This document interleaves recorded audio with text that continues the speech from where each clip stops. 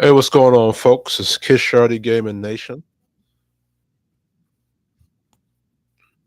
Give me 1 second. I'm going to here do a review of my brother, Michael J. White, and his wife, Jillian. Michael J. White has been an inspiration to me to get into martial arts. Want to begin there. I studied under Sensei Dave Thomas, Go Drew Karate in Harlem. First began studying under Professor Worthy, Sugaroo Jiu Jitsu. His master, which I've met in real life, is Sugaroo Robert Casson, Sugaroo Jiu Jitsu. Right. So I studied under him. I studied under a sensei by the name of Naja Sumogo. I think he does more combative, like he takes all the different martial arts and make them more combative. Right. So, but Michael J. White, along with Wesley Snipes and a lot of other brothers that I saw in martial arts cinema, is what inspired me to get into the world of martial arts myself. Um, I'm here to do a review about on a podcast with Michael J. White and his wife, Gillian White. And I think they're talking about the myth of the one man woman. Um, he says some things in there that I agree with. Um, but he talks about how one thing he talks about, which you're going to get into, is how, the common talking points of the YouTube spaces that, men are not naturally we're naturally polygamous. And I'm going to go into some material to see if that's true or if that's not true. As far as I know, is that in nature, or as far as the research says, not what I know is what the research is telling us, is that nature is more polygamous or polygyny, where even amongst primates and monkeys, where you have the alpha primate or the alpha monkey whatsoever, you know, having the ability to breed multiple female women. Same goes for the elephant. If you look at elephants or any mammal, elephants, you look at the horse, you look at the giraffe, you look at the zebra, you look at the even amongst reptiles, it's like that. It's like a sperm whale. I think sperm whales are considered to be mammals or something like that. Where the sperm whale, every mating season, he'll I think there's a spot where sperm whales meet up, where the sperm whale he'll mate the women, you know, and then dip off. You know what I'm saying? Go study this. Go study sperm whales mating patterns. Same thing goes for lion, lion versus the hyenas. Where hyenas are more matriarchal, but they practice the same polygyny aspect. Whereas the lions, they're more patriarchal. It's mainly a male lion that's the head of that clan, that lion clan, and they do similar things. Where the lion he'll have multiple lionesses that he'll breed, and if you look at that within nature, they're doing that basically for survival. Breed the best or procreate to breed the best next generation of lions or the hyenas. So humans do the same thing. Something in Africa, especially in Western Africa, where polygamy is very well practiced. Um, One of the other talking points on this internet is they're saying that monogamy is not something natural, which it is. Both polygamy and monogamy is something natural in nature, right? But it doesn't take away from the fact that it's in man's biological nature to procreate, and at the base, men and women, we're designed to procreate, and because men carry the sperm or the seeds of life, that's what our job is to do at its base, absent of religion, ideology, what a Christian minded person would have to say, what a Muslim minded person would have to say, what the Asian might have to say about it, what black people might have to say about it, or what European have to say about it. Nature, man's biology, because he carries a sperm and he carries a seed, and nature programmed that man to go out there and pursue women to procreate and repopulate the earth. All right, your Bible mentions this: be fruitful and multiply. Right. And I think in today's day and age, I think the population has been decreasing on planet Earth, especially the male population. You even have I don't know if it's in Japan or Korea.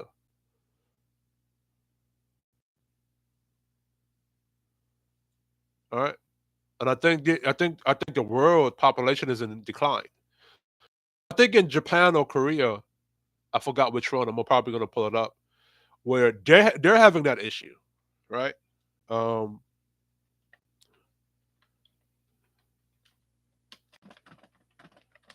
Hold on, I'm typing up something to procreate in Japan.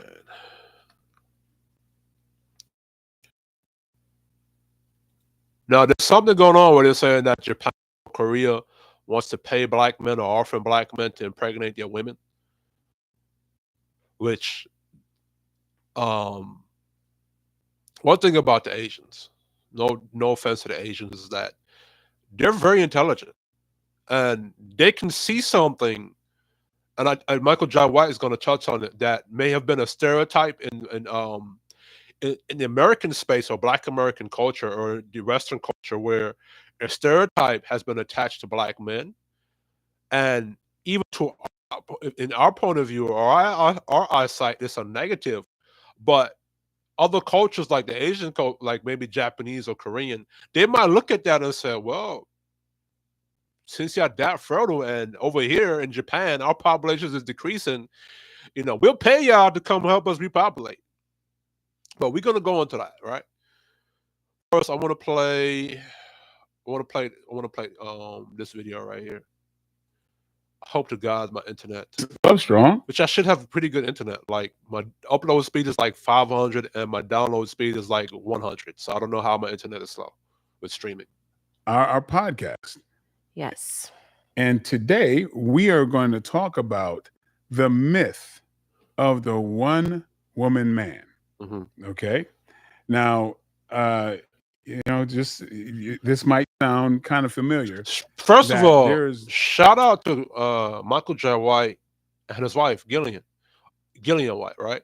Um, I'm 32 years old, so as far as I know, this couple, husband and wife, they've been together for a long time, as far as I know. You know what I'm saying? Um, you know, and if your brother, you choose to be monogamous with one woman, that is a choice. You know what I'm saying? That even though it's natural for a man to procreate, um, and he has those natural urges, a man could choose to operate how you want to operate. If you want to operate and be a player, he could do that. If you want to operate and be a one man monogamous person, that's cool too, right? there's no such thing as a one woman man. Men are their purpose is to procreate and to have several women. That's why in the kingdoms of the past, people had all kinds of women. One man can marry several women. That just goes way back. That's the nature of men. I think you've heard some stuff like that, right? Yeah, I heard it forever. Didn't exactly agree with it, but.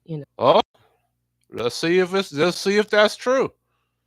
Um, we always like to go back to Africa and shit. Let's see what Africa got to say about it.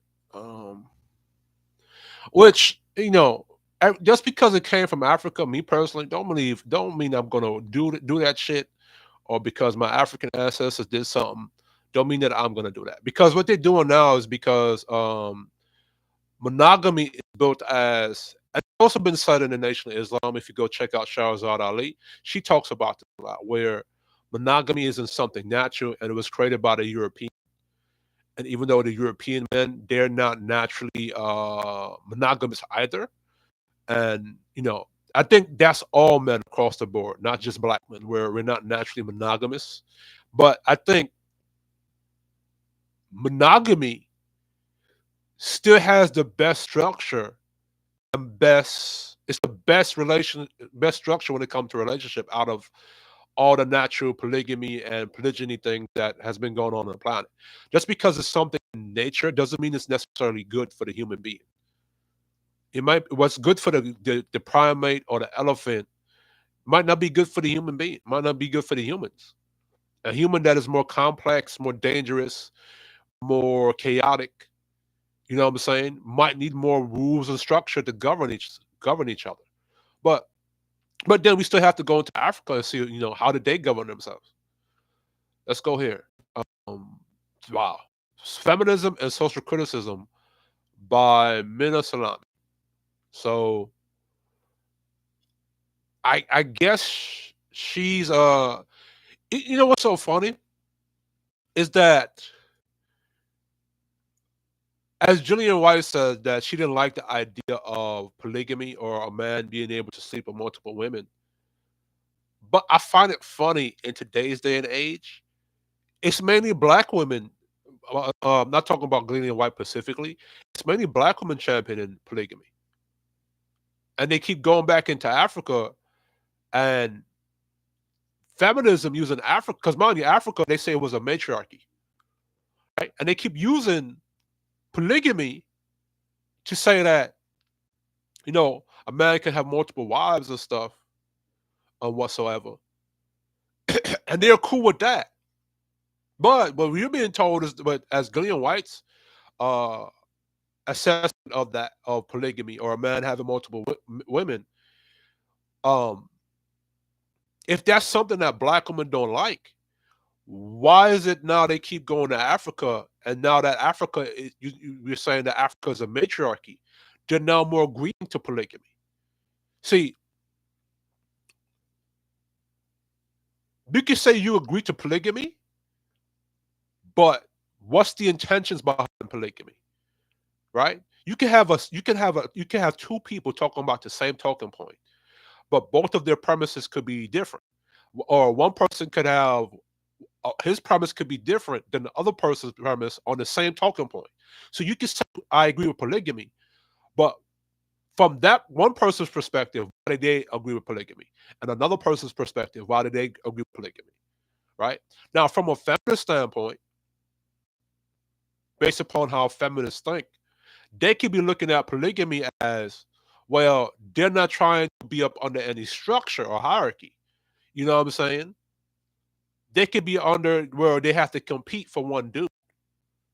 If, you know, they're in a polygamous situation or more open situation now, you know, they don't have to stay up and follow up under one hierarchy structure or up under a patriarchal dude. As opposed if it's now a matriarchy now, where it's a polygamous situation where you have multiple dudes, you know, to one woman, that could be polygamy, where she now has a pickings of whichever dude she can sleep with, and etc. This, that, and the third, right? And a polygamy, according to a feminist, might not have any structure. It could be that those women are in charge of multiple men or running that one man. Whereas in a polygamy under a patriarchal structure now, it's those women. It's more structured like a lion pride, almost, right? Where those women they fall up under the structure, rules, and guidelines or the authority of that one man, right? So let's go into it. Um, let's make sure that this is showing up into the. Okay, it's showing up there. Okay, cool. This is the person. Not gonna mess her name up. Nigerian Finnish Swedish feminist author. Right there. Hi, I'm Mina Salami. I'm a London-based Nigerian Finnish Swedish feminist author. Right. So right there, she could. This is a feminist talking about polygamy, but what's her perspective on polygamy? Right. And we're gonna go into that now. Funny enough, she's Nigerian and Finnish. There's a book called Daughters of the Slave Trade, where in Nigeria or that part of West Africa or in Ghana, where they had, those interracial relationships between white European men and black women. But that's a different topic. But let's go into the article. At its core, polygamy is natural because men biologically need to spread their seed, and it's hard for them to commit to one woman, right? Wrong. But this, right? So when I was reading this, I was going to say, because that's the talking point that Michael J. White is saying. And I think he's making an argument against that. Now, this feminist now, part of the feminist part of feminism is that they see that this thing that men are biologically need to do is something toxic masculinity, right? So the fact that she's doing an article about this, right? And this is something that most women, well, not I don't want to say most women, I want to say a lot of women like Jillian has that same mindset. I'm not saying Jillian is a feminist mindset, but they have a similar mindset where you know men have these urges and they're supposed to sleep with multiple women and reprocreate and all that other stuff. That's something that has not been liked by women, regardless if they're feminism, Christian or Muslim or whatsoever. Whatever their position is as women, they all have an in general thing where they dislike the idea that men have to spread their seed and not commit to one woman. And I think with women outside of Gillian White, or I'm not speaking in general now. This is a general observation, objective observation. I think objectively looking at it, that what is the reason why a woman might want a man to commit to her and her only? Is it a way for them to control that man, or is it a honest general, what you call, a honest in general insecurity that women have? You know what I'm saying? Is it that, where is this man going home? Where is this man being? Is that man going to return to her? Is this man going to still be with her, protect her, and provide for her, and all that other good stuff? Is it, does this man still love me, or is it a thing where the woman is using monogamy now as a way to control that man? See what I'm saying? I don't think how the men of the Victorian age and the men of the silent generation and the greatest generation, how what they did to counteract that is tell the woman, well, listen, if you want me to be monogamous to you and commit to you, then you have to be doing A, B, C, and D, and I'm in charge. So that now sets it up to a patriarchy, which, if you're now looking at it from a feminist point of view, it might be more matriarchal or used as a control.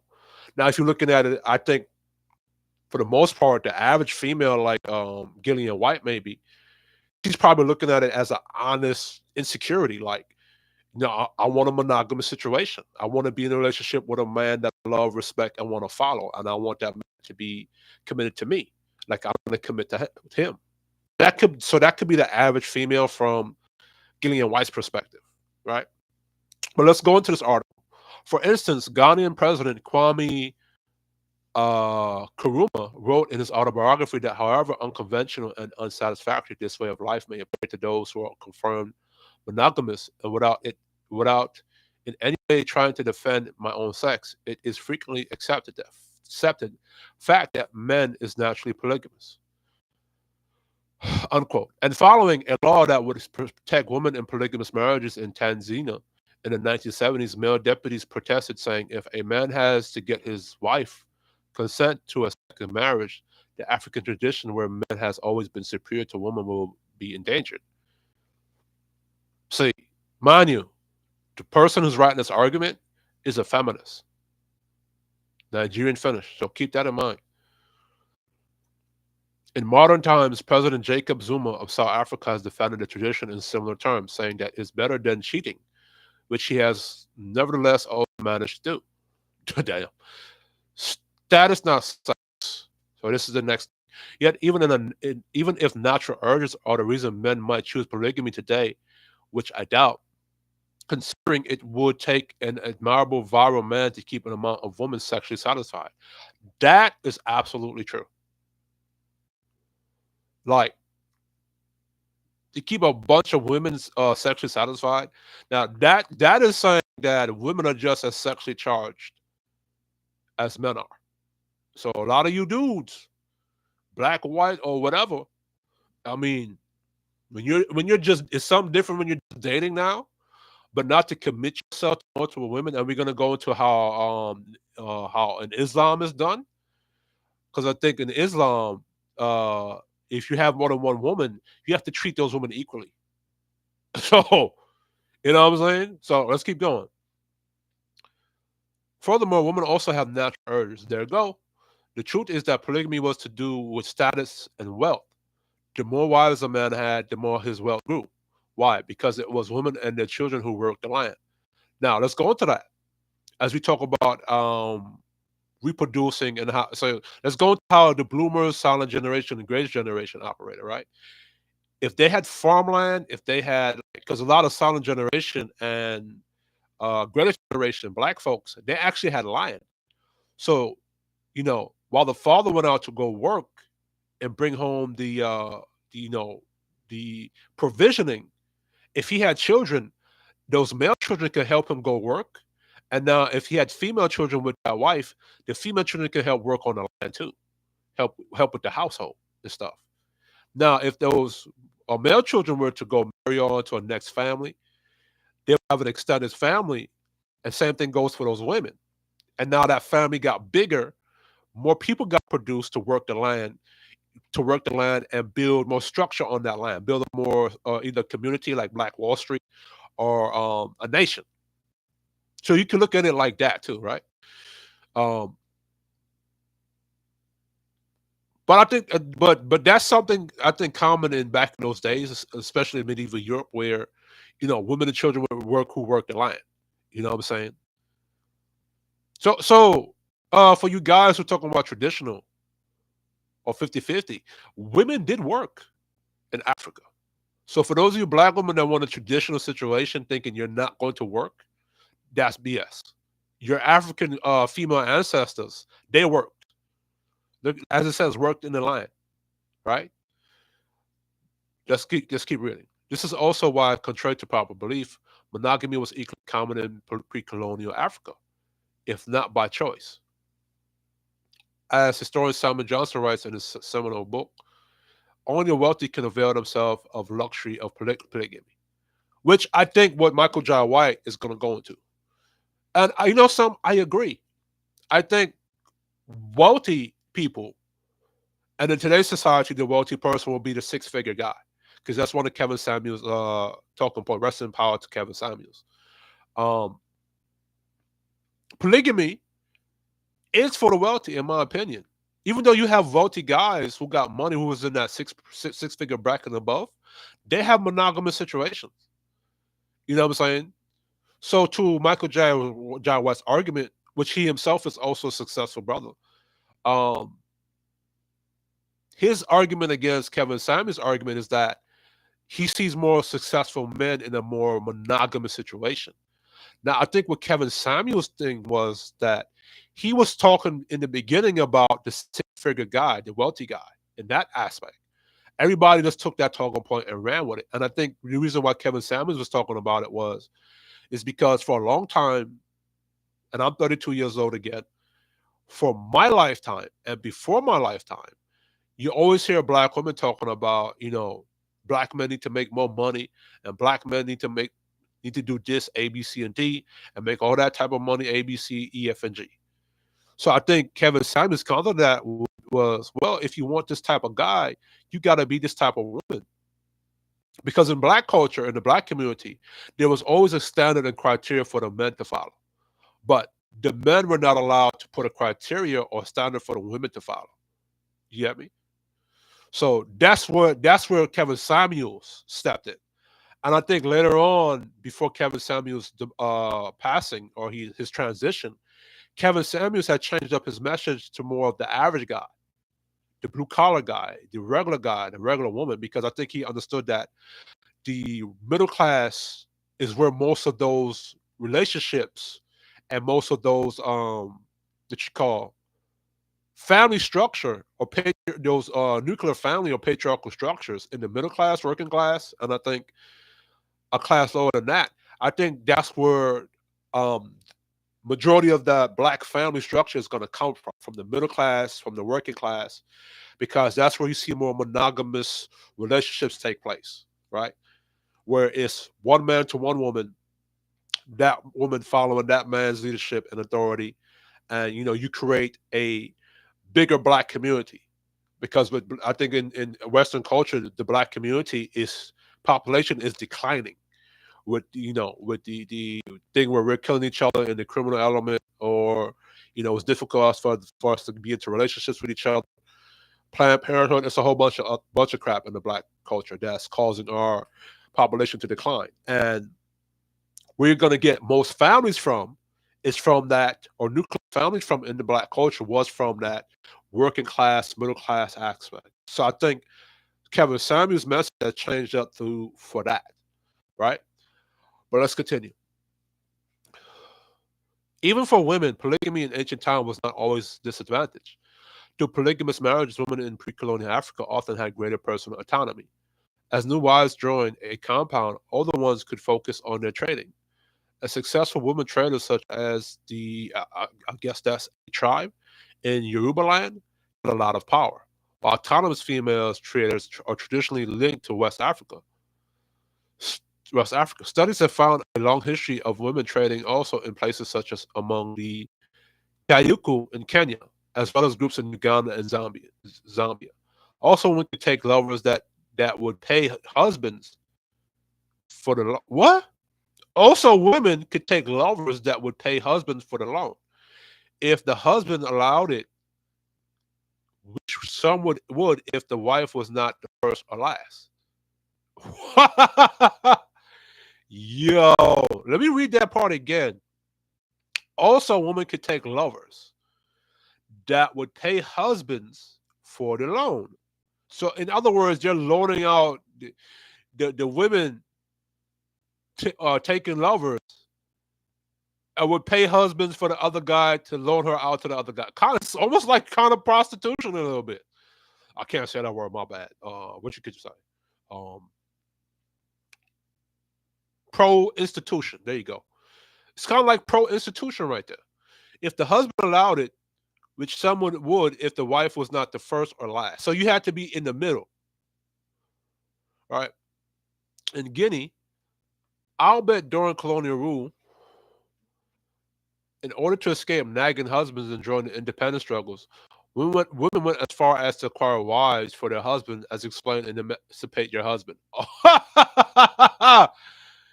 Oh, of course, whatever autonomy polygamy afforded back then, it was subsumed by colonialism and the rise of prenuptial missionary teaching.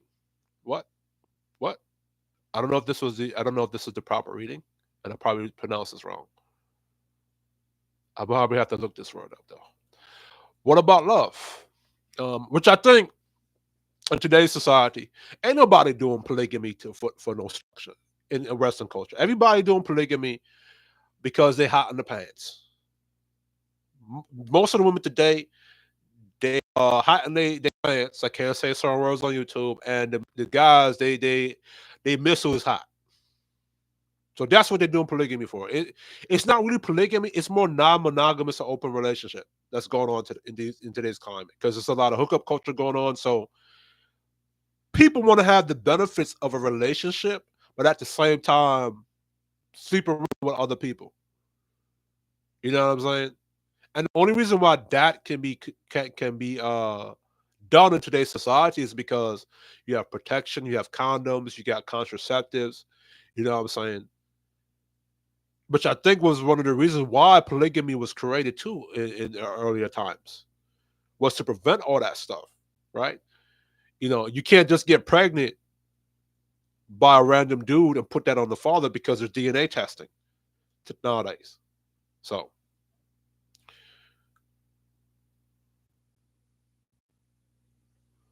let's read this. I'm sure that we today describe as romantic love could be found in polygamous homes. Humans are biologically predisposed to feel romantic love, but since couples in love would run away from their parents to be together to avoid polygamous marriages, it seems like that it was the norm. Really? Let me read that again. But since couples in love would run away from their parents to be together to avoid polygamous marriages, so that's running away. So it seemed like a polygamous marriage was something that was the social norm, or maybe forced. I think couples ran away to become monogamous. So that right there is letting you know that monogamy is a choice and it's something in nature which human beings can do. Right? Uh, to be together to avoid polygamous marriages. It seems like that it was not the norm. There are accounts of missionaries rescuing women being kidnapped only to learn that it was staged. Wow. It was in fact that women's boyfriends kidnapped her so that they could escape the inevitably of her ending up in a polygamous marriage. So so it seems like something it was forced. Like I wonder what class in society was this? Was this lower class, middle class, or high class, or upper class? Polygamy has far from disappeared from President Zuma to village heads in Zimbabwe to my own granddad who married 4 women. Polygamy is part of the fabric of African life. I don't think polygamy should be illegal as long as our societies are marked by both poverty and patriarchy. It will continue. Women still depend on men financially, and social norms entitle men to dominate roles. Hold on. Let me look at this. I don't think polygamy should be illegal as long as our societies are marked by both poverty and patriarchy. I wonder what that means.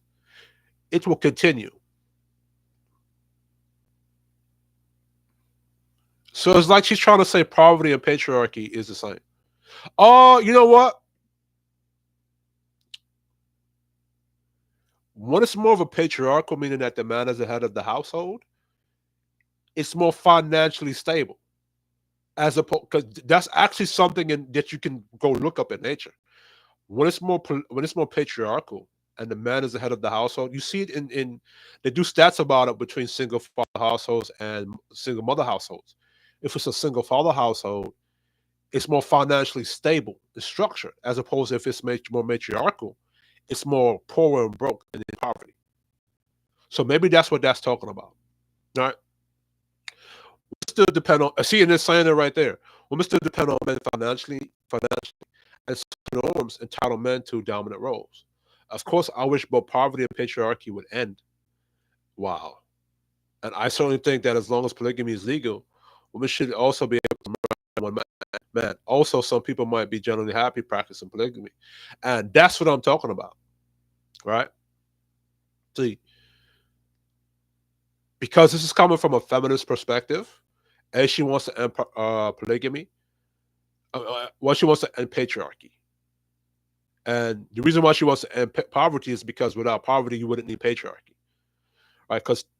Because men, because of our dominant roles and our ability to go out there and gather resources, it prevents poverty in a society, right?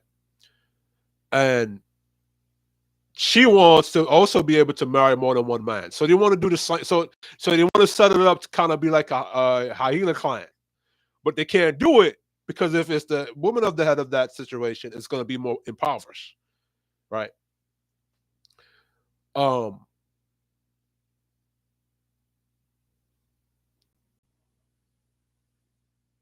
So now, here's what she's saying at the end of this.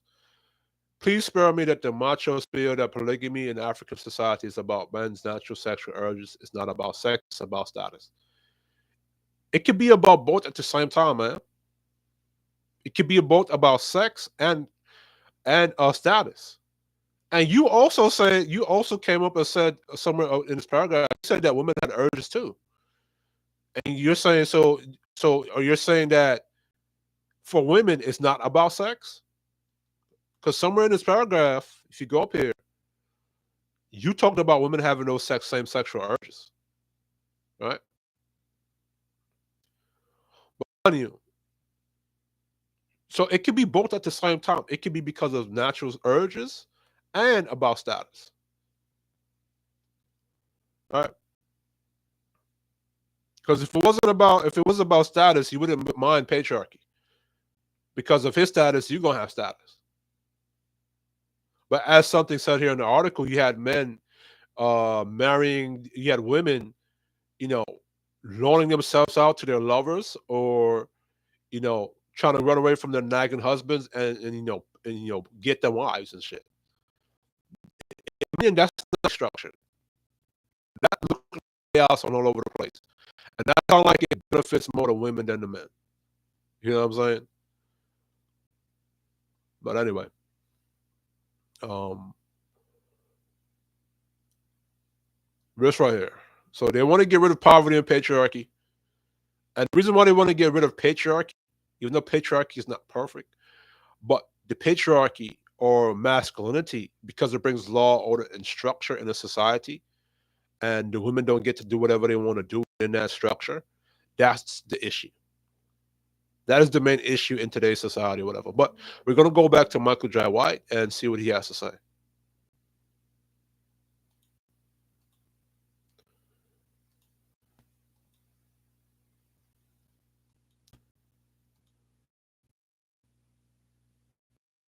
No, I'm a woman, so Yeah. So, well, here's flash is that people always want to do what's in their heart, right? Everybody wants to find an excuse to do what they want to do anyway. But let's look at the truth of um, things the way I see it. This is my opinion. I really haven't met a man or a woman who, when it came down to it, didn't want to be in a loving relationship with somebody that they can build something with and build a family with. And I think that is most men, including myself. Right. I think no, as of course when you're dating people, you're not really obligated to anybody. So of course you're not gonna start off as being monogamous. But during the dating place, you're looking for that right person to be monogamous with. You know what I'm saying? So that's the thing. Um, I think nowadays because of hookup culture, people out here just willy nilly, but there are actually still people out there that even though they're dating multiple people, it doesn't mean that they're having sexual relations with those people. They could be just dating multiple people to find that right person to be in a monogamous situation with.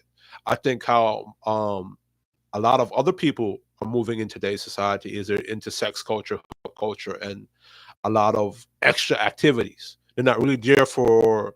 You're not really in. They're not really in it to find a monogamous partner. They're in it to be either in an open relationship or kind of whatever sexual dysfunction. You know what I'm saying? So let's continue. And that was based on trust and honesty. Somebody who loved them, just wholeheartedly. And to Michael John White's point, which I'm going to go into, right? That's how America or Western culture was built off of. Go back to the Victorian age. Go back to Silent Generation. Go back to the Greatest Generation.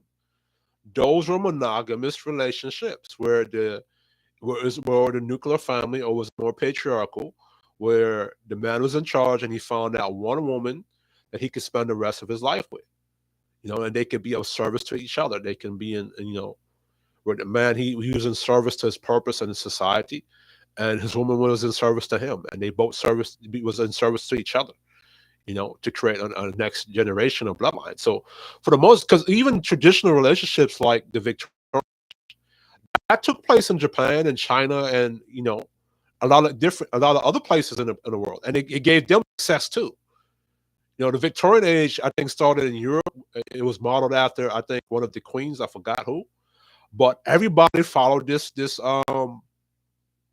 trend for that time, or that relationship standard for that time, and it made uh, America and a lot of other different countries successful. You know, so Michael And John if there White are is not people wrong with who that. really feel like that's not what you want, well, go ahead. You all right? Go on believing that, because I just don't really believe it. I know a lot of men who try to say, okay, this whole thing about men, we should have several women. Uh, and I would love to have had debated Brother Kevin Samuels, rest in peace, before he passed away on this subject, because every now and then I would catch a show, but I caught a number of shows of him. You know what? I fuck with the fact that Michael John White is like he watched regular people stuff, even though he's a movie star actor, and I fucks with that. You know what I'm saying? Because you're thinking like celebrities like they're on a different level than us, which they are. You know what I'm saying? Michael John White, don't be afraid to say that you'll be on the regular person, because you are a celebrity, you're out there, you got a star status. But I like the fact that Michael John White, he still watches what us regular folks watch. He's still in tune with the YouTube space, and he's very self aware, or not. or well, yeah, self-aware and aware of the environment we're in. So I'm cool with that. I fucks with that heavy. And I'm from Brooklyn, like you from Brooklyn. I'm from East New York. You know what I'm saying? Them and other people, expounding on this belief that the man's true nature is not to be with one woman. And Brother Kevin would say, I believe I'm paraphrasing, he'd I'm say, glad Michael Jai White is calling Kevin Samuels brother. You know, because everybody else has been hating on that man heavy in these spaces. I mean, hating on him for whatever reason. And if you go look at Kevin Samuels, and he may have been harsh, but his mission or his goal was to make a better family unit for black folks. I don't know why would anybody hate that. If you look at Kevin Samuel's message before he died or he transitioned, his message was about the nuclear family, black nuclear family, and he was giving women the game how to step up their attitude. And he gave before he was doing that with women, he was doing that with the dudes. He was harsher. He was way harsher on black men than he was on black women. You know what I'm saying? So, they show but me people on the internet was like, especially within the black women, they were happy that he died. They were celebrating that he transitioned. They did the same thing with Kobe. I think what Kevin Samuels did is he challenged the matriarchy in the black community. And I think that was the issue. a successful man who doesn't have more than one woman. And I was like, wow, brother, I wish I could have debated you on this, because I would argue that the majority of every successful man that I know has a woman who is their partner in every aspect of their. Now, Michael Jai, I don't know if you're aware that word partner now is something being used to switch places with the word husband. The reason why in today's society they don't want to use the word husband because it would say that the man is more the family is more patriarchal, and that man is charged. So they're switching it to partner to mean equal or 50-50. So just to let you know that if you didn't know. Business and their personal relationships, and where you think this world is, where men will go out and the desire is to have all the women. It's not reality. Show me that, because if you start really thinking about the world as it is, if you just think about men as a whole, right? The majority of men are boring as shit. The majority of men that are walking right by you right now live a very comfortable, relaxed life with one woman. That is the norm. Let's look at that. Let's look at that. Um, Now it is natural, as I did show. Let me show you something else. Let me do here, right here. Um, all human beings undergo a sexual mode of reproduction. In this process, two parents are involved in reproducing a new individual. Offspring are produced by a fusion of gametes, sex cells from each parent. Hence, the newly formed individual will be different from parents both genetically and physically. Okay. What's a man's role in reproduction? The function of the male reproductive system is to produce and androgens such as testosterone that maintain male reproductive function and to promote spermatogenesis and transport into the female reproductive for fertilization. So that is a natural part, right? A male has a male who has reached puberty will produce millions of sperm cells every day. Each sperm is extremely small, only one 600th of an inch. So I'm not reading that. Sperm develop in the testicles within a system of tiny tubes called the seminiferous tubulus. At birth, these tubulus contain simple round cells, right? Oh, this is some feminist thing. We don't need males or sperm to reproduce. This is called virgin birth or whatever this is, and it stands for spontaneous development of an embryo from a fertilized egg. It's real and it's happening in numerous plant and animal species. Yeah, plant and animal species, not humans.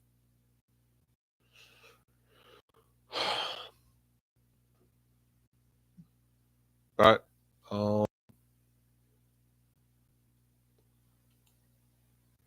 oh shit! Male body is constantly creating sperm, but sperm generation is not immediate. On average, it takes around 74 days to reproduce new sperm from start to finish. Although the average time is 74 days, the actual time frame to make sperm can vary. Damn. Puberty. Puberty happens at different times for different people. Generally, people start puberty between 10 and 12 years old. This means it means a person may ejaculate for the first time within this age range.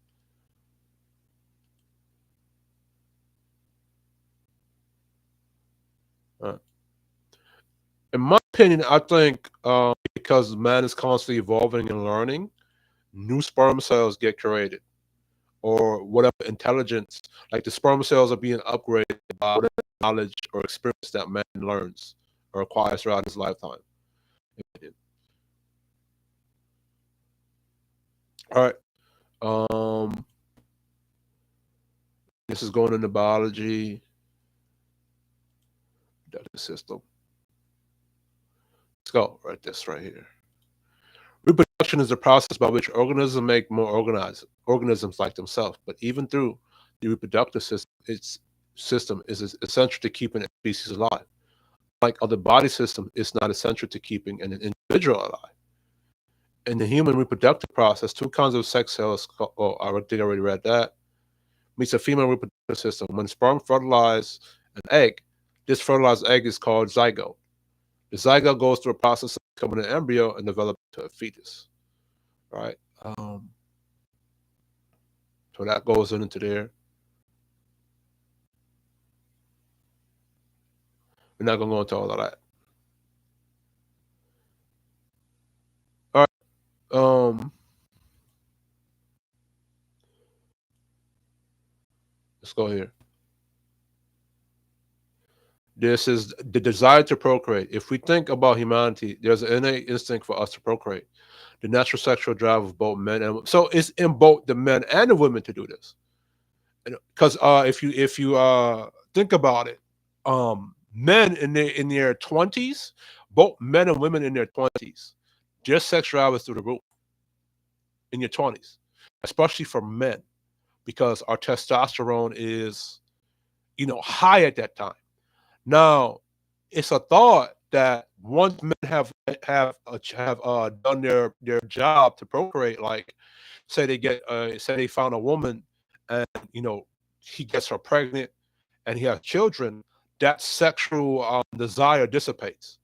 Or if he you know makes it onto his 30s, to his mid 30s, onto his 40s and 50s, that sexual desire dissipates or decreases as that man gets older. Because as a man gets older, his testosterone levels decrease. Kind of similar to women, how their eggs start to what you call they start to lose eggs as they age into their 30s and into their 40s. It's the same thing for men. We begin to lose testosterone as we age into our 30s, into our 40s, and our 50s, because that window when we were supposed to procreate and breed was in our 20s. So for men, it is our desire to procreate in our 20s when we're young, and then as we age, that desire goes away, right? So interesting. So to put that there, how can we challenge this desire to procreate positive and productive? How can we channel this desire to procreate in a positive and productive way? To channel this desire into our arts, creation, and to demonize this innate powerful drive we have within ourselves. Let me read that properly. How can we channel this desire to procreate in a positive and productive way? That's the question. To channel this desire into our hearts, creation, and not to demonize this innate powerful drive we have within ourselves, which is what's going on today. The, um, the male sex drive or desire to procreate is looked at as toxic masculinity.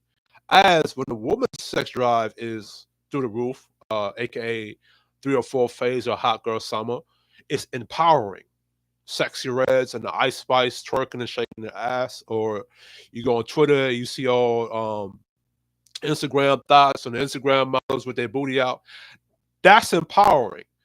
When it's the men doing it, and the man's job is the most important. Well, not the most important. Well, you can say they're equally important.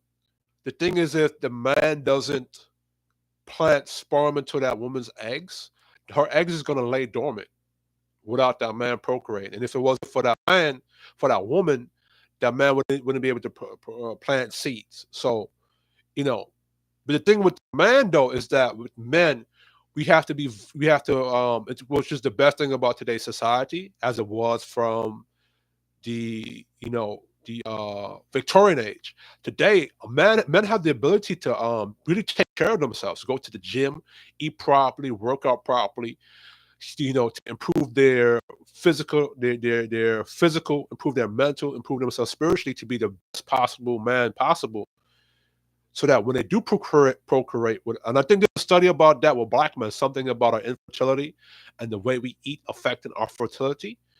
So I think that's a stat being done by CDC. So I think for men, it's also very important for us to maintain our um, good eating habits, good working out habits. Make sure our stress and our high blood pressure is not through the roof, right? Because I think that wasn't being discussed about in black culture. If you look into the pro blacks, it was always discussed about the woman's health, and because how the woman, she's very important in the type of stuff she's reading, what she eats, and what she engages in can affect that child and her eggs in her womb. I don't think we ever went to the discussion about the man's health and how that can affect his sperm and or the seed or sperm that he plants into that woman. You know, and we need to go into that, especially for black men. Like that's a serious thing. If you're going on the CDC and they're saying that the reason what's causing our infertility is high stress, bad food eating, that needs to be looked at, especially in today's day and age where the population of the planet is decreasing. The male population is dying off, and the female population is increasing. But in general, everybody's population is decreasing, right? And I think that has something to do with the male population decreasing, and along with Planned Parenthood. So it's a lot of shit going on, right? So that goes to Michael J. White's point that it is natural for both people to procreate, especially the men, since we carry that sperm, and it's our job. It's like a honeybee going into a flower, and then or like that. There's this African mice, right?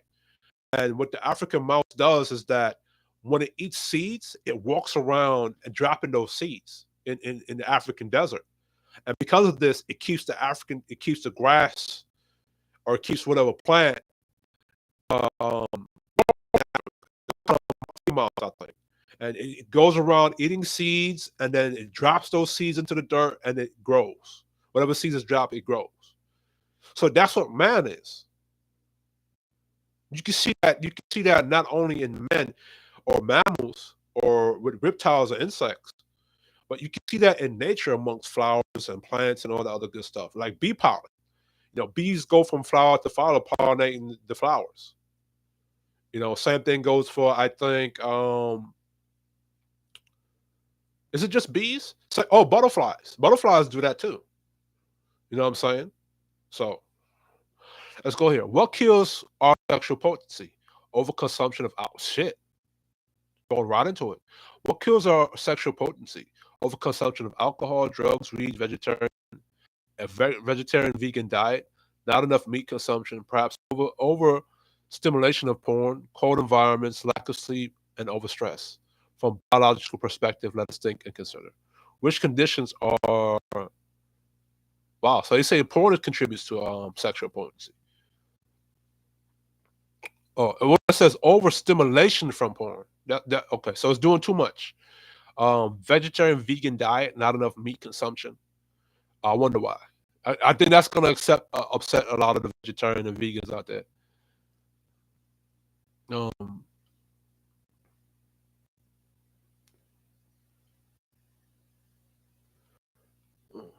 I don't think this is opinion based, but he doesn't really go into any depth of it. All right. All right. So we're just gonna go back to Michael J. White, quick.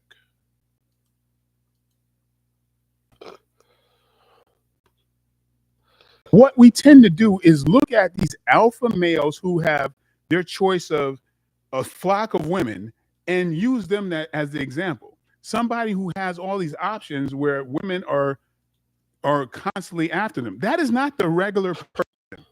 No means.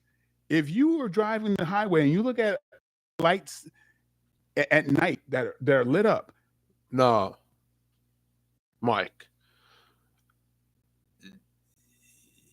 You can be considered either an alpha male or maybe a sigma with alpha traits. But what's been going on is what the thing is. Let's discuss what an alpha male or beta is, right? Alpha male are basically the leader of the pack. The betas follow the alpha, right? A clear example of this could be Superman, right? Now, Superman. Now, the things with alpha is that they're going to adapt to a certain societal standard.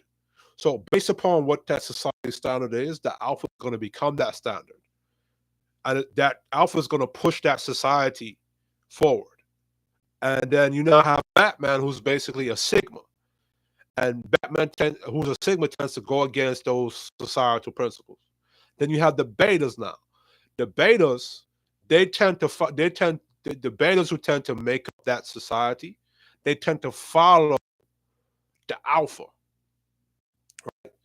So now, if you have an alpha on top of the food chain, what standard is he enforcing?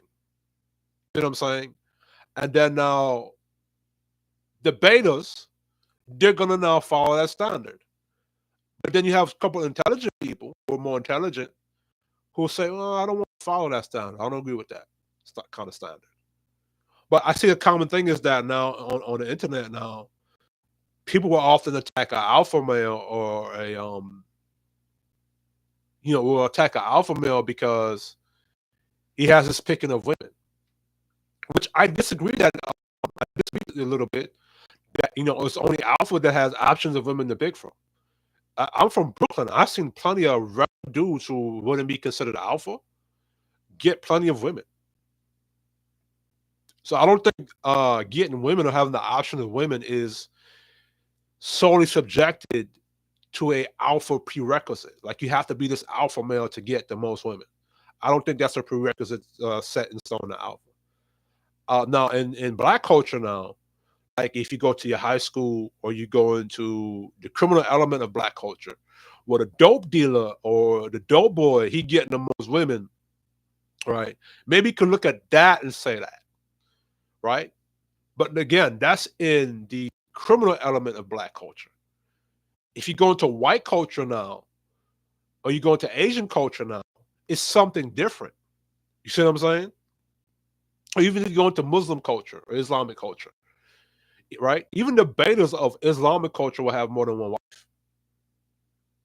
You know what I'm saying? So I don't think you have to be an alpha and beta to have a prerequisite to have more options of women.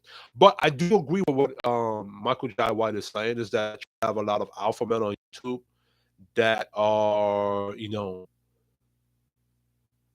or maybe they because a lot of them are alpha and they're telling other men that, they're dictating to other men that this is how you should live your life at A, B, C, and D. And then you have debaters that follow that, who are just attracted to that. Why? Because men follow other men. It's just a dynamic that you can't avoid, right? So, and then you have guys like myself, or maybe like Michael J. White, that are saying, "Well, no, I don't want to necessarily follow that. Like, I don't agree with that." You know, or I might see that and say, "Okay, if that's what you want to do," but but that might not be what I want to do. I want to do monogamy. You know what I'm saying? You can stay over there with your polygamy, but I want monogamy. And For reasons why I agree with monogamy, and I said it earlier, is because monogamy is what gave us, is what has had the most success in America, in Western culture, in Japan or in Eastern culture, all over the world, right? Monogamy or that nuclear family has what has brought Western culture to be massively successful as it is today, right? That's why I agree with monogamy. Those social norms that everybody don't want to follow, that was defined by the nuclear family, is what made us successful. It's why we're able to enjoy a lot of the benefits we enjoy today.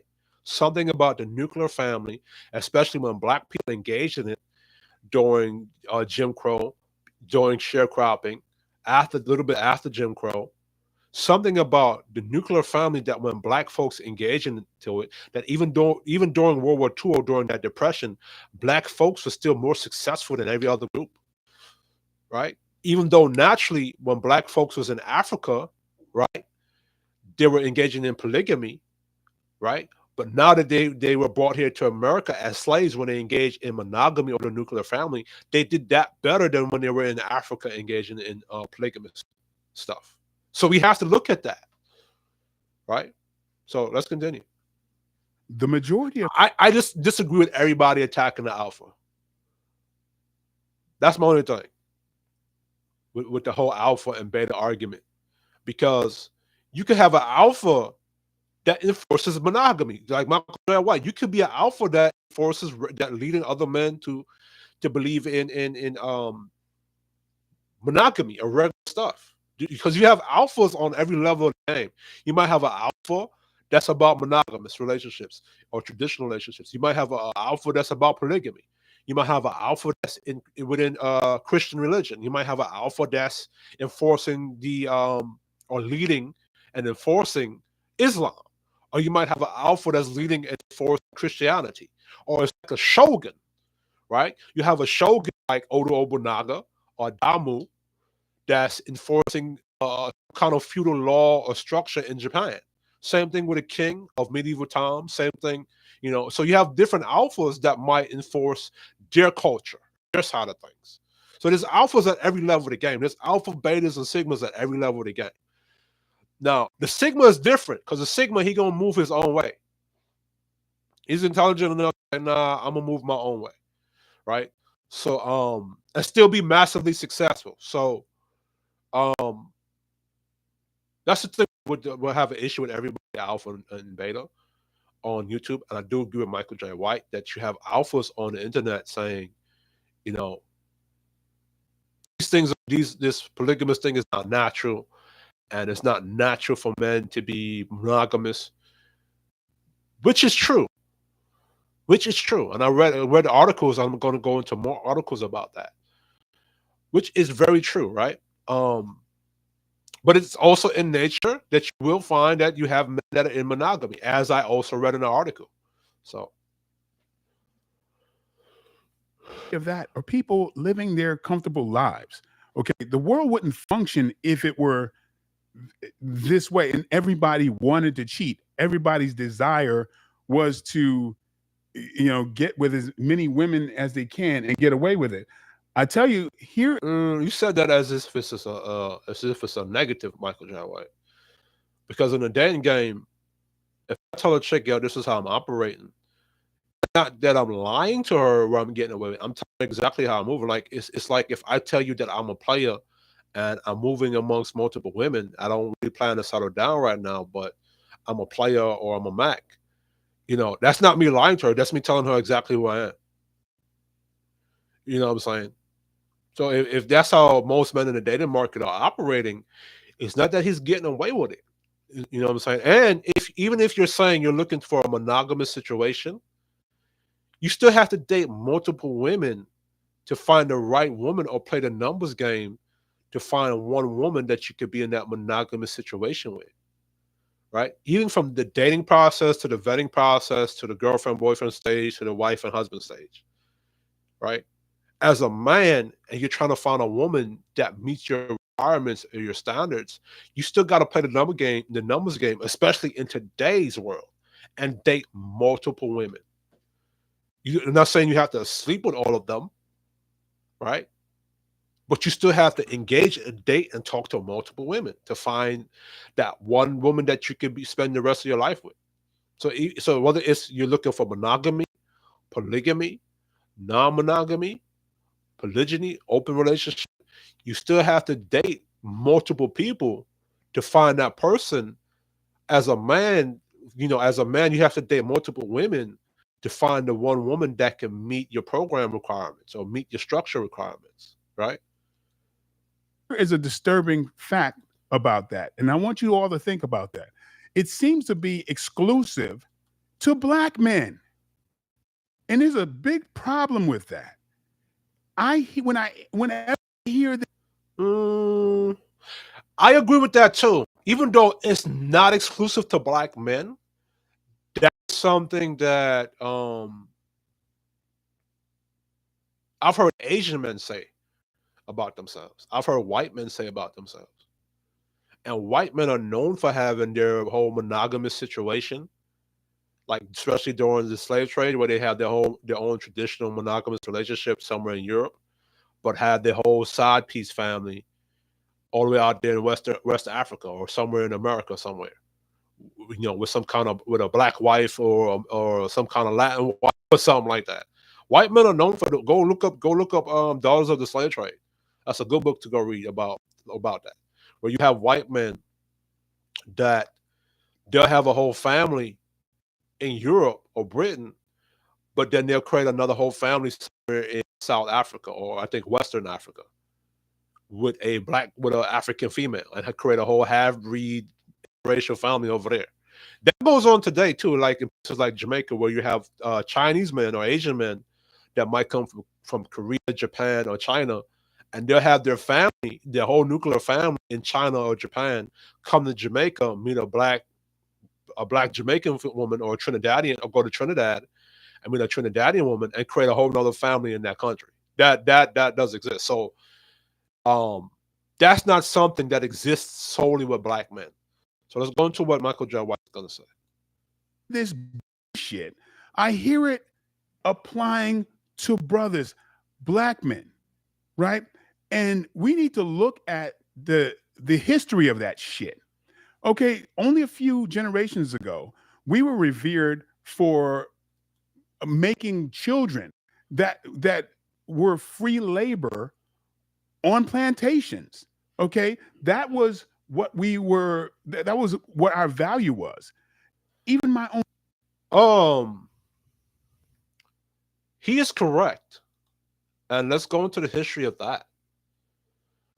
For those of you who are entering the show, click the like, click the share, support the channel, subscribe, donate to the channel. Let's go into that, right? Um, this is something called the slave, right? The American Slave Coast: A History of Slave Breeding Industry by Ned and Constance Sutto. I think this is Chicago Lawrence Hill Books. And this tells you it's a hardcover. It tells you what book to get it from, right?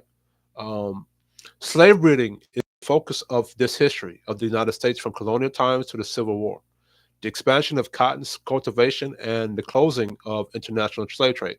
So this means right here, right, that and this is talked about a lot, right, where when slavery ended for America, they had to find a new way to create more slaves because they had the cotton gin, stuff like the cotton cultivation and a lot of places in the South, right? Um, and what they did was they created breeding farms. If you go look up the Willie Lynch letter, even though we can argue that it's not a real letter, but it still talks about what happened, especially in Jamaica, places like the Caribbean, like Jamaica, Trinidad, and how that transferred itself over to the Americas. When you look up stuff like the Christian black clothes and all the other good stuff, right? So Michael Jai is correct. Slave breeding is the focus of this history of the United States from colonial times to the Civil War. Why is that saying? Because during the Civil War, the reason why slavery ended in the South was that's how the South funded or funded their war efforts or campaign. So the North played the game by saying, if you run up North, you're going to have free slaves. You're going to be free. So it was a tactic to take away the economic base from the South, right? And during the Civil War, it was a fight between the South wanting to stay separate states and the North wanting to unifying the country from the 13 colonies to the 50 states, which is why we have the United States of America today because of the Civil War, right? The expansion of the cotton cultivation and the closing of international slave trade increased the demand for slaves in the Southwest and increased slave prices throughout the South.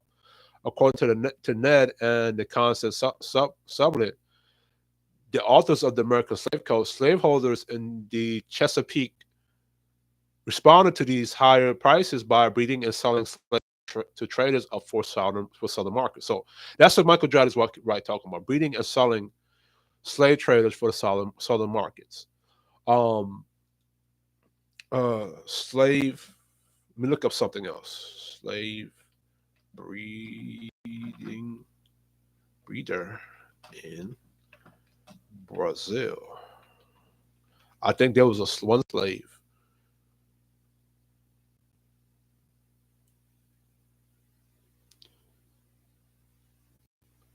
This brother right here, Heta Seca.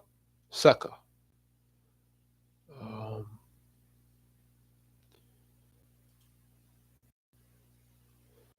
let's go here.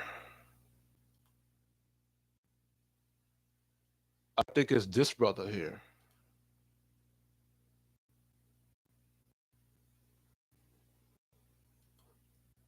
Um,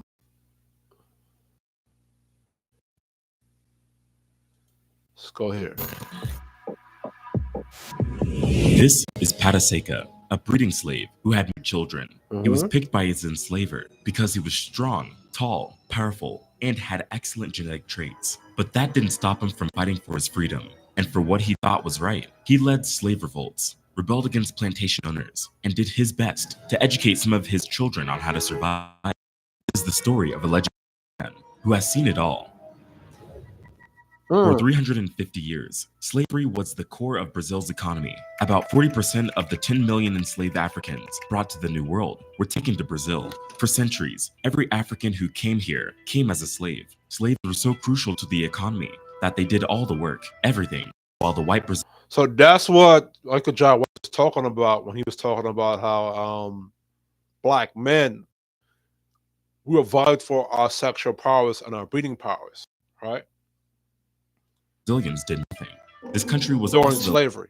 the last in the Americas to abolish slavery. When the government abolished the international slave trade in the country in 1850, the demand for black labor was still strong. If enslaved women didn't bear enough children to replace old and dying workers, the Brazilian economy would have collapsed. The slave society would have crumbled. To get That kind of sounds familiar with the Democratic plantation.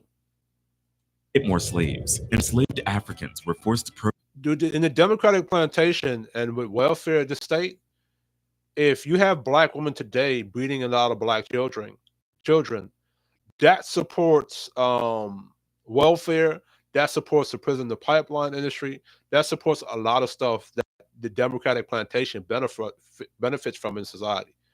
You know, black babies, black children, black men going to jail, black men. You know, when black men are going to jail, they need more privatized prisons, which they make money from. You know what I'm saying? So that kind of sounds familiar to the Democratic plantation today. Hello? procreate. This slave breeding system worked as a fact. Enslaved Africans gave birth to more babies who would be born as So slaves. shout out to this guy, So Black they could work on I'm gonna plantations subscribe or any to you. job as free labor. Sometimes slave breeders were used. At other times, slave owners would force the women to make more slaves. One such breeding slave was Roque Jose Florencio, also known as Pataseka. He was born in 1828 and was forced to father around 249 children with different women. This made him a direct ancestor to about 30% of the population of Santa Eudoxia, São Carlos. One of his granddaughters, Maria Magdalena Florencio Florentino, can be seen holding his death certificate in one of the local newspapers. Here's what she said. It's a true story. It's not a legend. Roque Jose Florencio was bought by a farmer from São Carlos, state of Sao Paulo, and chosen to be an escravo reproductor, stud, slave breeder, in Santa. Okay, so y'all get the point what Michael John White was talking about.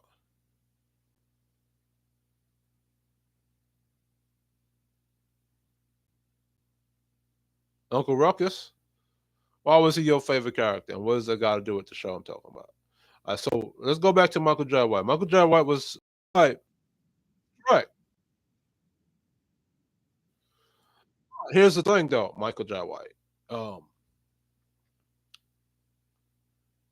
Um. Yes.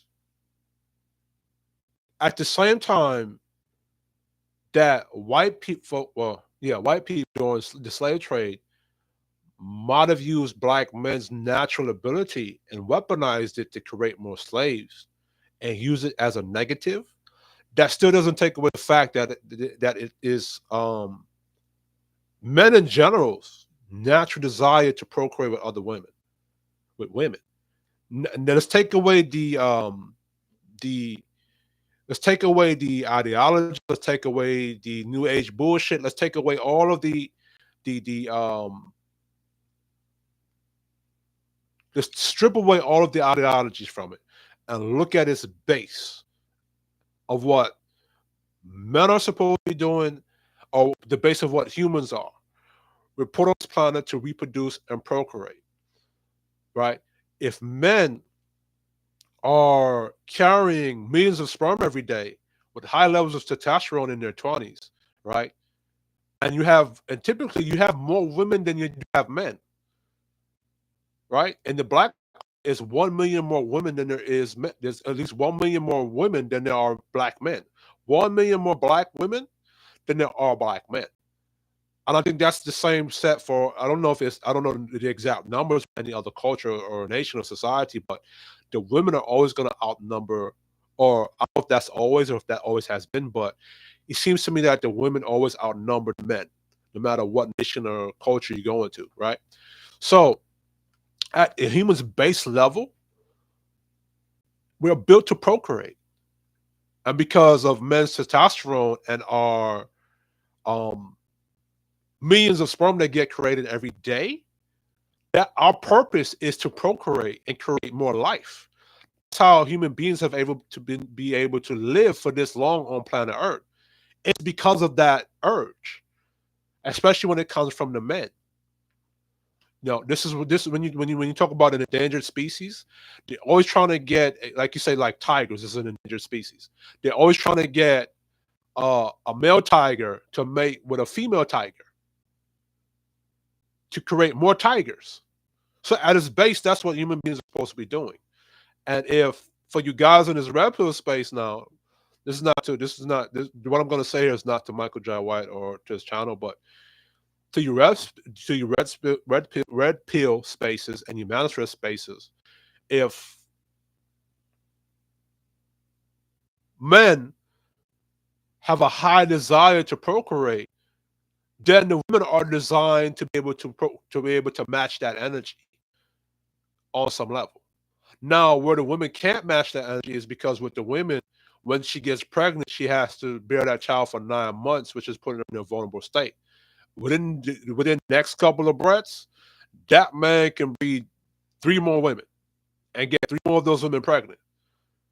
Now, at the base, that's how the human population has been able to grow and survive. That's why you have to call population control. Or population control can be either to increase the population or decrease the population, right? So it may be something that um, that black people's former slave master may have used or weaponized it to create more slaves amongst blacks, but it doesn't take away from the fact that it was something natural in every man on the planet, or every man on the planet, right? It's something natural about black, and the thing is that black men, because of our melanin, we produce higher levels of testosterone by default. So that energy is gonna be higher within us. And I think that was one of the if you go look up old pseudoscience books written by white folks in the early 19th century and the 18th century, that they wrote about, them having an affair of what do you mean Uncle Ruckus is a veterinarian? What are you talking about, CP Joe? That's not what I'm talking about in the show that I have right here. But anyway, um Messed up my whole thought. That's not what the show is be talking about, Sleepy Joe, or whatever your name is. But when it comes to black men and our testosterone level because of our melanin, it something natural. It makes our sexual urges higher than every other man on the planet. So even though our slave masters may have used something natural about us as something negative and created a negative out of it to produce more slaves so that they can have more slave labor to build up their country, doesn't mean that it takes away from the fact that it's something natural about black men. It's something natural about us. It's just that somebody came, watched it, and used it for negativity or used it for bad. So let's continue. Hey, listen, I don't mind people coming into my show and commenting, but stick to my topic. And I think this was Truth or Christian, and you changed your damn name a couple of times. But if you're gonna go, I don't care if you're my friend or my homeboy.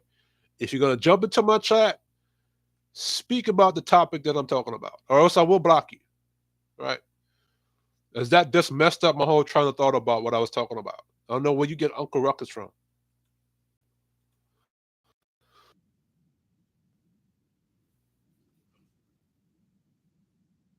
Listen, when I go into y'all chats and y'all things, I don't disrespect y'all chats. I talk about y'all topic. When you come into mine, respect that, please.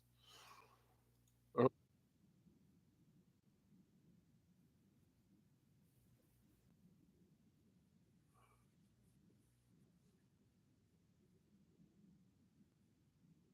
No, no, I do agree with that in black culture and the black community. Um, when it comes to black men, our value into masculinity is based upon how many women we get. Like if I can't get this chick over there or she rejects me, I ain't got no game. Even though you cannot really control if a woman accepts your rejection or not, but it's always you ain't got no game, right? If a brother is able to talk, get 8 out of 10 women. Say there's 10 black women, right? And the brother is able to get 8 out of those 10 women, but two out of the 10 women rejects him or rejects him or dumps him. All of a sudden, he ain't got no game. All of a sudden now, even though prior to the 2 women rejecting him, 8 women accepted him or gave them his number. But because of 2 women rejecting him, all of a sudden he ain't got no game, right? And game is taking the knowledge, wisdom, and information that you acquired or you've learned through life experiences, and using what you have learned to help you to navigate this big game called life, right? So when we say you ain't got no game, it means you lack the experience when it comes to talking to women or getting women, right? But there's also game in getting money and making money. There's also game in playing video games, right? It's the same like the video game, right? You're playing an RPG game, right? Or you're playing Destiny 2 or you're playing Halo. The more you play Halo or FPS, the better you get at aiming, the better your accuracy getting, the better you get learning the mechanics because it's a game. There's game in going to the store and getting the correct money to pay for whatever item. But when it comes to when it comes to black men, our game is solely stuck with our ability to get women. Even though game is more than just getting women, it's in everything. But for black men, our game is strictly stuck to get women and how many women we can sleep with, right? Now, even though there's a natural component to that, because the reason why men in general sleep with multiple women is to do that exactly that, to procreate and continue the human race, right? But it just got turned into a negative. And for black men, that is our game is solely attached to women. And you cannot do that in black culture. Because even though I approach 10 women and 8 out of the 10 women, I was able to get their number and make something happen. There's always going to be 2 or 3 women out of the 10 that I won't get their number, that I won't make something happen. Why is that? Because that woman has free will of choice too. And no matter how good my game or my mouthpiece may be, or because your game is not just set to your mouth. And what's mouthpiece? Communication skills, how well you can talk, the gift of gab. And your mouthpiece um is not just in the arena of talking and picking up women. Your mouthpiece can be applied to being an announcer. Your mouthpiece can be applied to me talking over the YouTube right now. Your mouthpiece can be applied to when you're in a board meeting. Your mouthpiece can be applied to sales, right? Right. So no matter how good your game is, no matter how good your mouthpiece game is, no matter how good your how you dress your game with how you dress up, the type of clothes you wear, if that woman does not find you interested, it's not going to work. You're not going to get her number. You're not going to make something happen because she's not interested in you. But in black culture, game is specifically stuck to how much women we're able to get. And if we don't get enough women or women like that, or if we choose to say, no, I'm not trying to be a player, I'm actually trying to deal with monogamy. In black culture, that's shunned. Or you're lame, or you're boring, or you're a cornball. The women do that. The women judge black men based upon how many women we get. They'll say it. All right. And that's not good. That's no good to center the game, a black man's game based upon women or anything else outside of him. That's why there's a saying that the game is about the man, right? And even though I say the game is about the man first, but because the game is about you and you was never the game is about you have to look inward towards yourself to find the game. And you was always going to be there until the day you die and into the afterlife.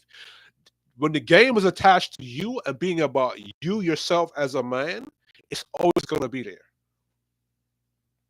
Your game is going to be dependent upon you and not a woman, not money, not cars, not clothes, because those things can fade away. Can leave you tomorrow. But when the game is attached to you, you will always be there to look at yourself in the mirror. So, so I agree with Michael J. White on that. Like black men, our value is attached to box and getting box only, and then it's always in the context of being a player, Mac, or pimp. It's never in the context of traditional or getting a wife to be in a monogamous nuclear family relationship. It's always player, Mac, and pimp. Even though I have no issue with a man wanting to be a player, Mac, or pimp, but those influences have what been dominating black culture for a minute. Those masculine versions, the player, the Mac, and the pimp, has what's been molding black culture from before I was born, from before Michael J. Weiss was born. He talked about what his father taught him. And come to find out that a lot of that energy was coming from the bloomers. And a lot of the bloomers was in that sex, drugs, and rock and roll shit. So there's that.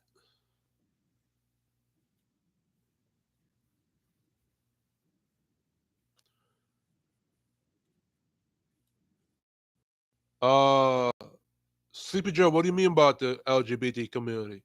The LGBT community is a small 1% of people.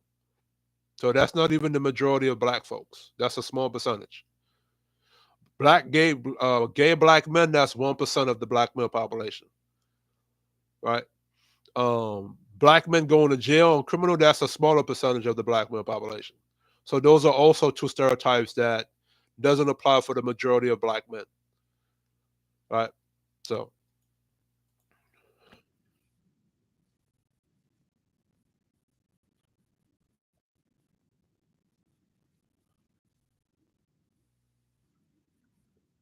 no, no, we did. I agree with Mike on that point. No black boy sat there and said, "Yo, I want to be a pimp. or I want to be a player. You know, me for example, I wanted to be a scientist at first. Then I wanted to be a firefighter. Then I wanted to play football and join the Marines. Unfortunately, I couldn't do that because I have a heart condition. But those are the things that I wanted to do. Eventually I became a martial artist, and eventually I still found my way into other things, physical things in life. But he's absolutely right. No black boy wants to sit up there and be a damn pimp or a player or a Mac. You know what I'm saying? You have a lot of black men that wanted to be an astronaut, wanted to be a scientist, wanted to be something intelligent, right? But those versions of masculinity is always shown as being called lame, cornball, you're boring.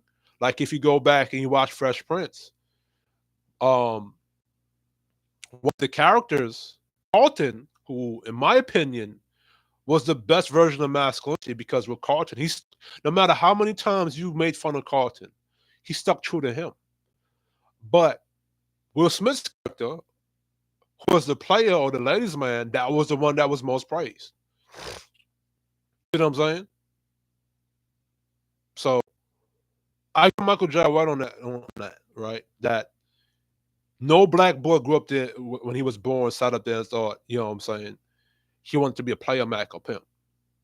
If you're a black boy and you grew up, especially in the Gen X and the millennial, with the millennials, and you grew up and you're witnessing, you know, BS, I bet you your mindset was, you know what, I'm gonna elevate and leave my hood. Because I'm from East New York, Brooklyn. You know, my family being Caribbean, we didn't grow up with a silver spoon in our mouth. I watched my mother get up 4 a.m. every morning, watch my pops get up and go work two jobs. My mother get up every morning, go all the way to East New York, go to the A train, the last stop on the A train, to go to West Fort to go to St. Vincent. And she did that for 27 years. You know what I'm saying? When my mother was carrying me while she was pregnant with me, she was coming from work. You know what I'm saying? My father, he was the same thing, though my father and my mother divorced, but he worked hard too. You know what I'm saying? And me growing up, I wanted to be better than that. Like I said, I wanted to be a scientist at first. Then I wanted to be a firefighter. So I wanted to be a lot of things other than just outside pimp, being a pimp player in the Mac. You know what I'm saying? So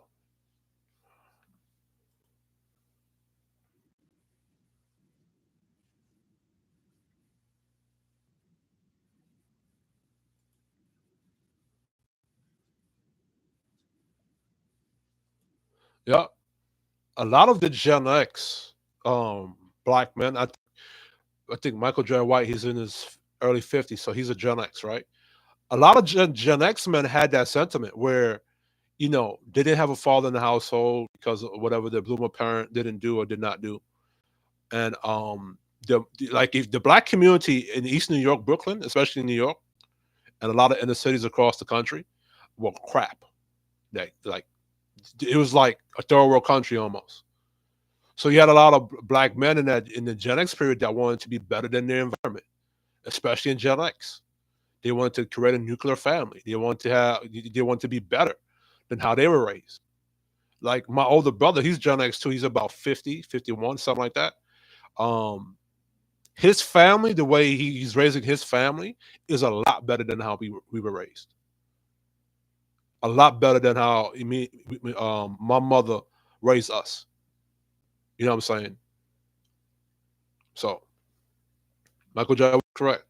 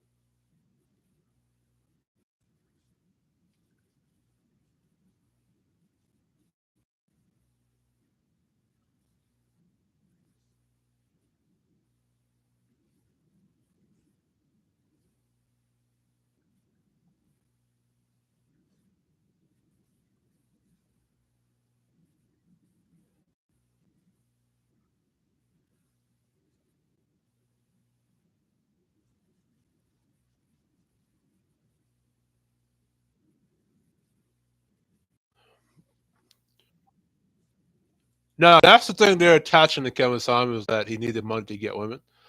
I don't believe that.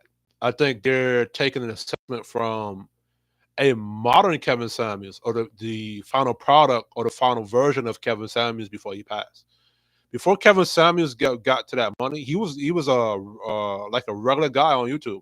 Like, I wish there were older videos of Kevin Samuels when when he had just started. When Kevin Samuels had just started, he was getting women. You know what I'm saying? It's just now that he took on the image that will be attractive, or he took on the standard that most black women said they wanted. So if most black women are saying they wanted a six-figure guy, A, B, C, and D, and Kevin Samuels was like, okay, this is the high value guy. I'm gonna fit this image, this standard.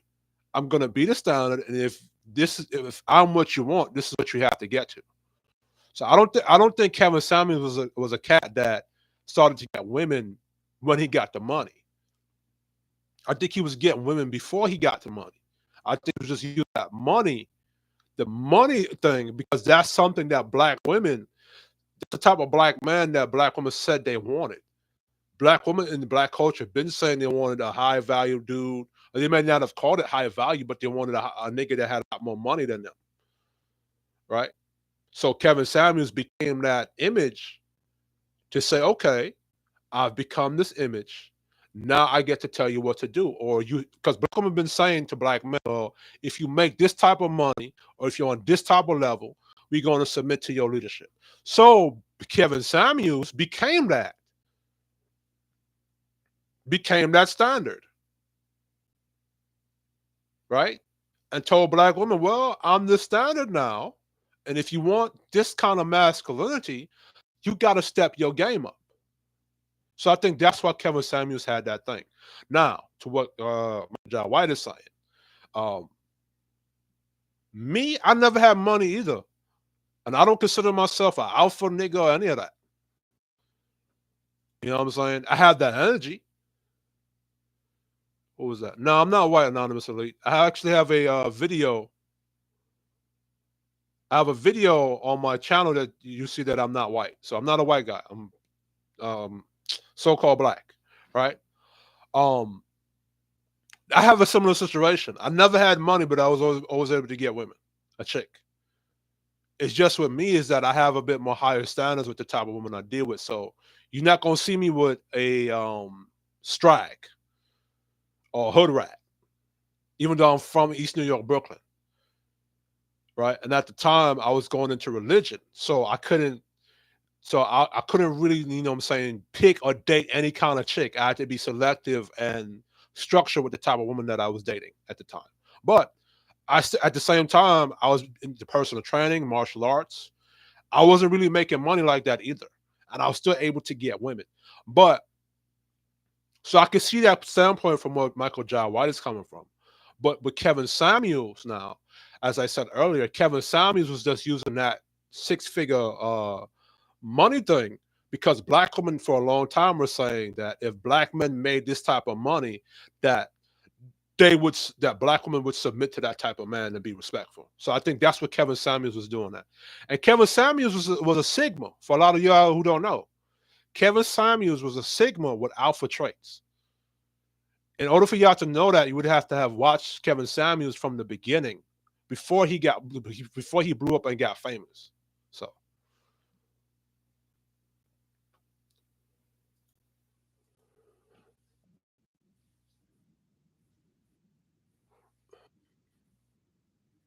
now,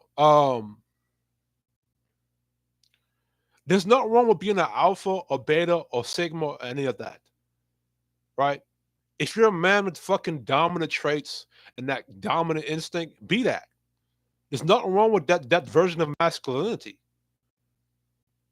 In today's society, because of where we're at, being alpha is being a negative now. Being beta is a negative. It's nothing wrong with being an alpha. Nothing wrong with being a beta. Betas are very dominant too, right? A beta can get a lot of options of women too. You cannot tell me all these men out here, for the people watching me, if you're from Brooklyn, that has watched brothers get all types of all kinds of men from every walk of life and get women. You can't tell me that all those men were just alphas. There's nothing wrong with being either one of those versions of masculinity, right? So, just saying.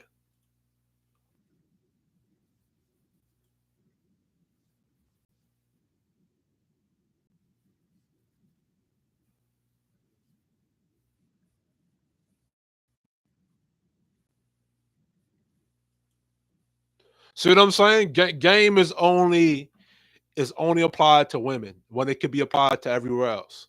So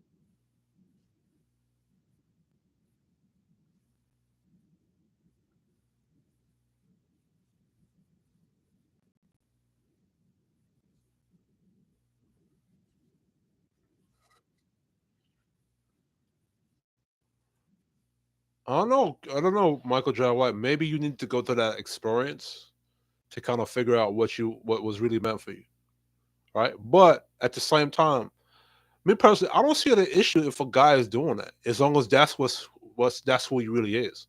I think of Michael J. White because of black culture, him having multiple options of women, that's not something who he really was. So he was just doing that following the hierarchy of black culture or the crowd of black culture.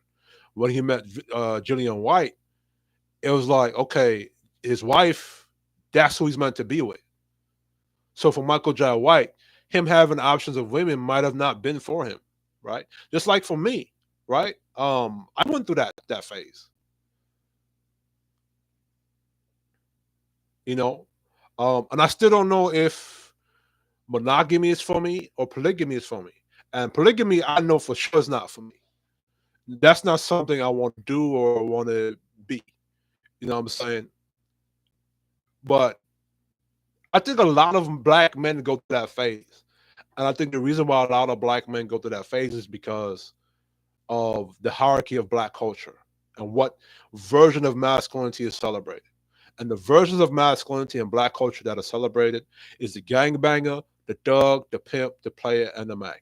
Anything outside of those are lames and cornballs.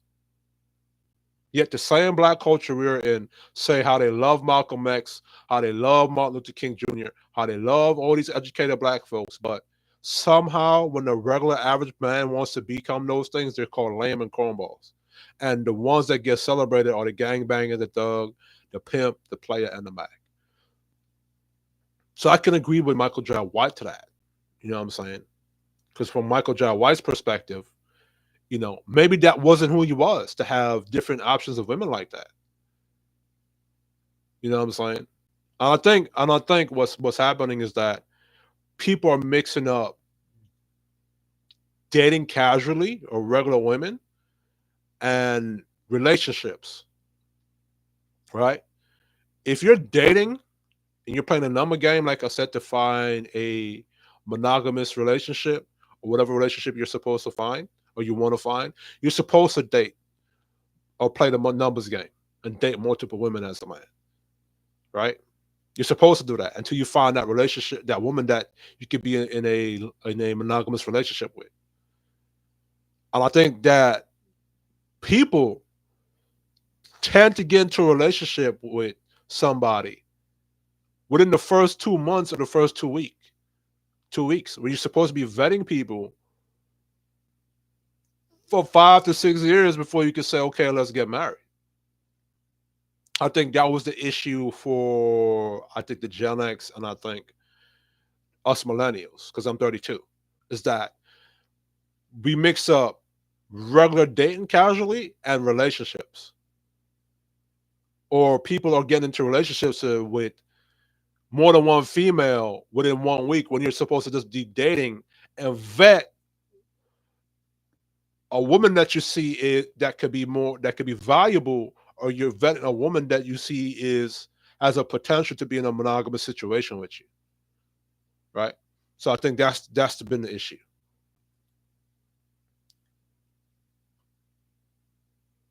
Let me go back here.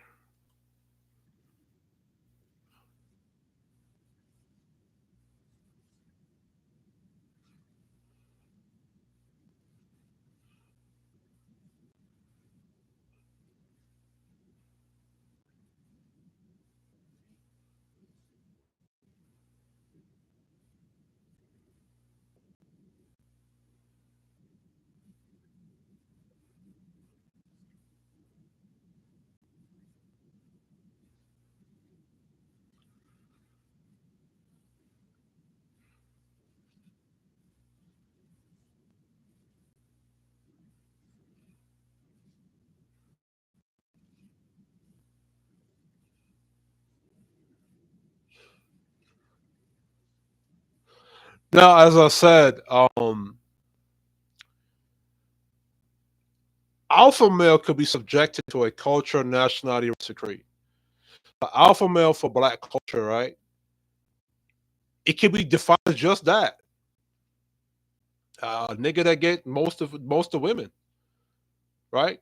Well, when you have where you can have, as opposed to where you have can have an alpha male that's part of a monogamous society, and saying, well, the alpha males are in monogamous relationships, and the betas are in polygamous relationships.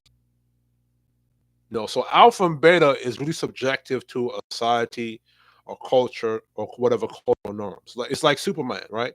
They always say, "What if Superman, landed in Spain or landed in Russia?" Right? Superman, he'll be the alpha male of whatever Russia is, whatever culture Russia is.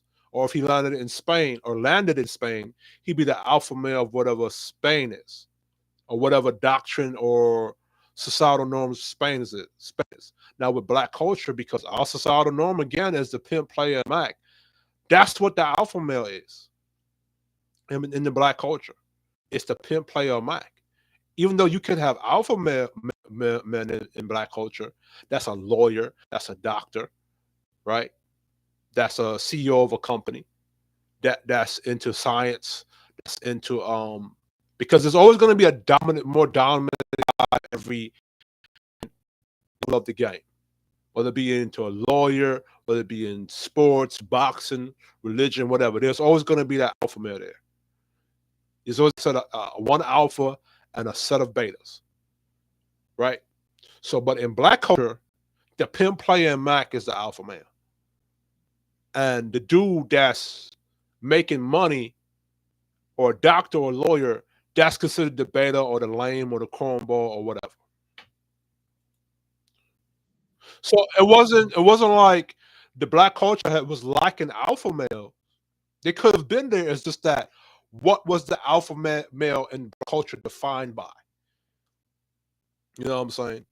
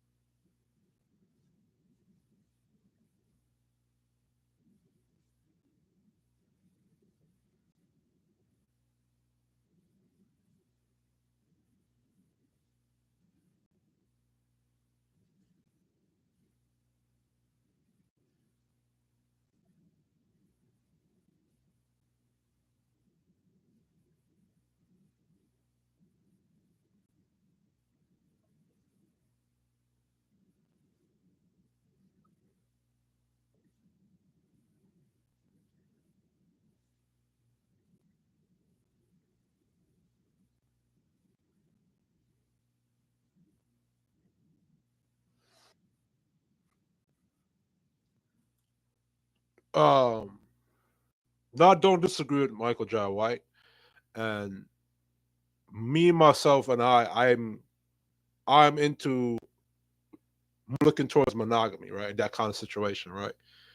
Um, the question is, if once upon a time in America, our former slave master valued black men based upon our breeding capabilities, and apparently it wasn't a problem when black men were doing that or practicing that amongst black women. It wasn't an issue to the greater society, right? But now that we're more racially tolerant, and society is moving towards, I guess, a more interracial climate, I wonder if they're using monogamy to weapon as a new way to weaponize to tame black men, because you can't tame black men or control black men with the extreme force that took place during Jim Crow, that took place during sharecropping, during slavery, or even during the 80s and 90s, or well, no, I don't want to say the 80s and 90s, during the early 1920s, 1930s, and etc. Because remember, they had laws on the books that prevented interracial marriages. During slavery, if a black man was caught having relations with a white woman, he got his life taken from him. Even during the 1920s, even during the 1950s or the 1960s with Jim Crow.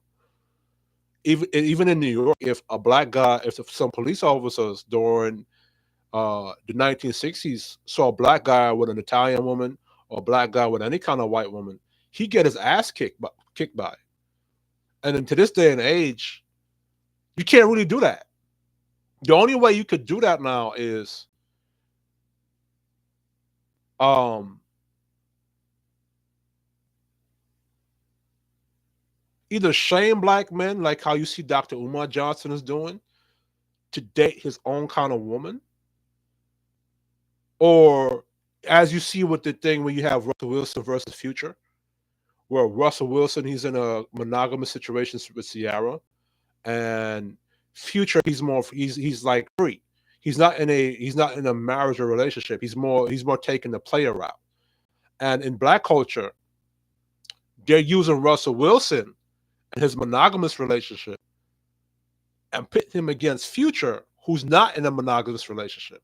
Future is more in a what you call the player relationship. So they're taking Russell Wilson and they're pitting him against Future, right? Now there's a deeper reason why they're propping up Russell Wilson in black culture, and Russell Wilson is an alpha male. I want to let y'all know that. I think Future is a Sigma and Russell Wilson is an alpha male, right? And I'm wondering if the greater society is now using monogamy as a way to tame black men, so he doesn't use that energy with other races of women, like white women, or yeah, particularly white women. And the reason why I'm saying that now is because a lot of times, for me personally, why I'm saying that, in my opinion, is that in the gaming community, anytime there's a black protagonist, even in the movie, even in entertainment, every time there's a black protagonist with a white female in that movie, the white male gamers and even the white men who watch the movies, they get upset with that. Like a clear example is with Miles Morales. Miles Morales, the Black Spider-Man in the multiverse. If you go back on YouTube, you watch that. You had a lot of the white male men in the entertainment part of YouTube upset with Miles Morales.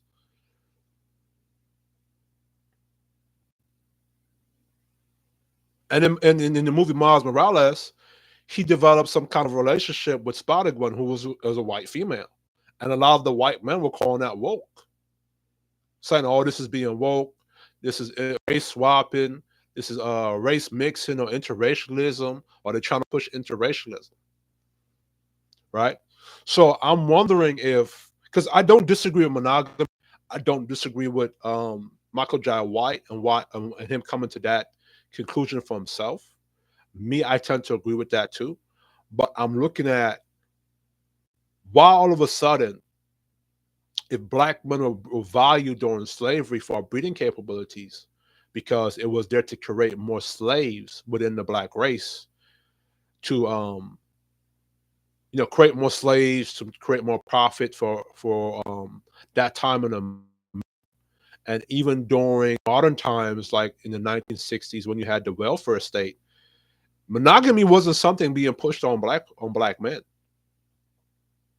When you have black women getting pregnant, and the welfare state that the Democrats created were supporting that, monogamy was not being pushed on black men. All of a sudden, now that we're in a different era now where it's more racially tolerant, you're starting to see interracial couples being popped up. All of a sudden now, monogamy. All of a sudden now, monogamy is the way to go. All of a sudden now, the player and the Mac and the pimp lifestyle was the wrong direction for black men to go. And you should really be in a monogamous situation.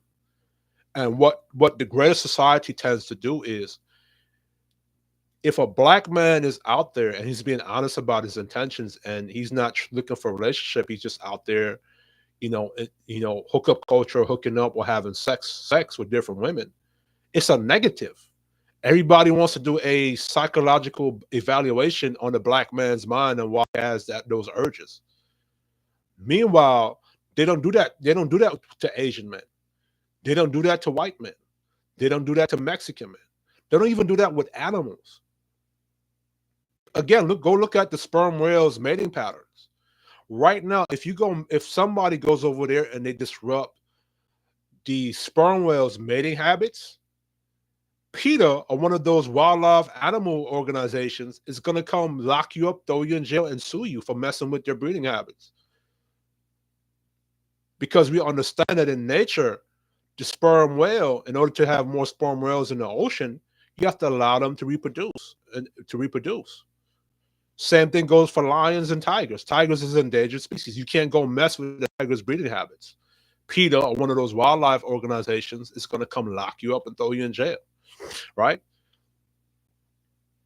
But when it comes to black men, and now that we're more freer, and now that it's a more racially tolerant, and black men can now are no longer really looked at as a threat, and that extreme Jim Crow racism is not there to beat a nigga up for dating a white chick. Now everybody's saying black men should be moving towards a monogamous situation. The only thing is, in this day and age, the type of monogamous situation that they want the black man to be into is not where he's in charge of that relationship, or he's the husband, or he's a patriarchal seat. It's one where it's him being a simp, or being a subservient person to his woman.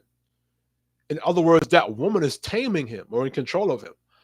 I got that from with the LeBron situation, where because he was he because with LeBron, I think two white women, I guess they were, I think those the white women were his boss or something or whatever, and I guess they were sitting at a game and they were sitting in a seat from what it looks like, and I guess they were holding his hand or something, holding his arm.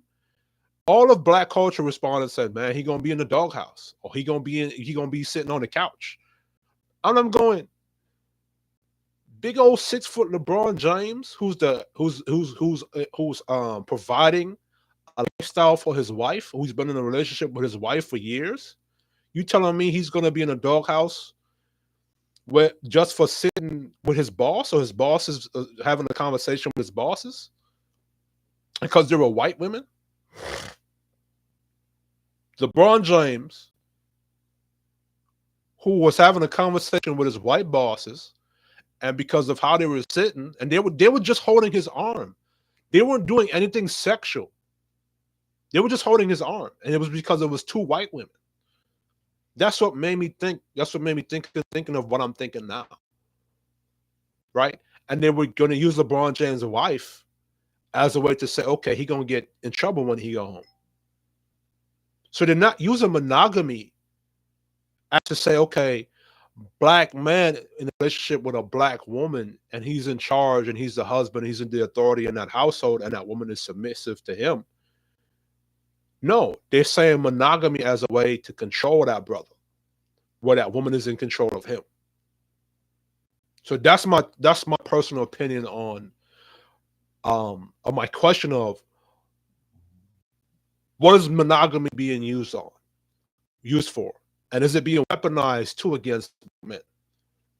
Because you could say monogamy, but two people, I could say monogamy, another person could say monogamy, but our premises could be different. The other premises could say monogamy, but happy wife, happy life. I could be saying monogamy, but I'm saying the man is patriarchal and I'm in charge. So that's the thing about it. But I don't disagree with where Michael J. White and himself and where he has reached in his life, because he's entitled to think that way, and that's probably something with him that he came to a realization to. Because in black culture, I do agree with that black men, we're attached to being player, max, and pimps. Those are the only versions of the masculinity. Is either the player, mac, or pimp, or gangbanger. That's considered to be the alpha male in black community, in the black culture. So if Michael J. White reached the point where he said, that wasn't how I was supposed to live, and I was supposed to be with one woman, then I agree with him moving to that direction, because that's what's best. That's what he sees is best for him. Right? Continue.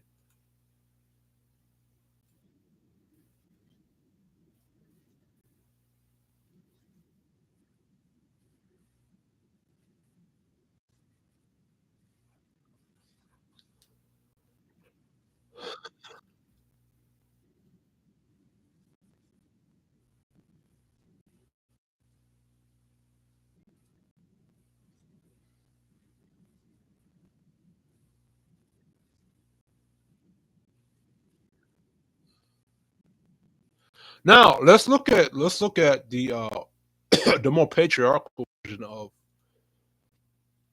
that. Shit. The three P's. Okay, patriarchal version of that. Um, okay, this look at this. The three P's of manhood: procreate.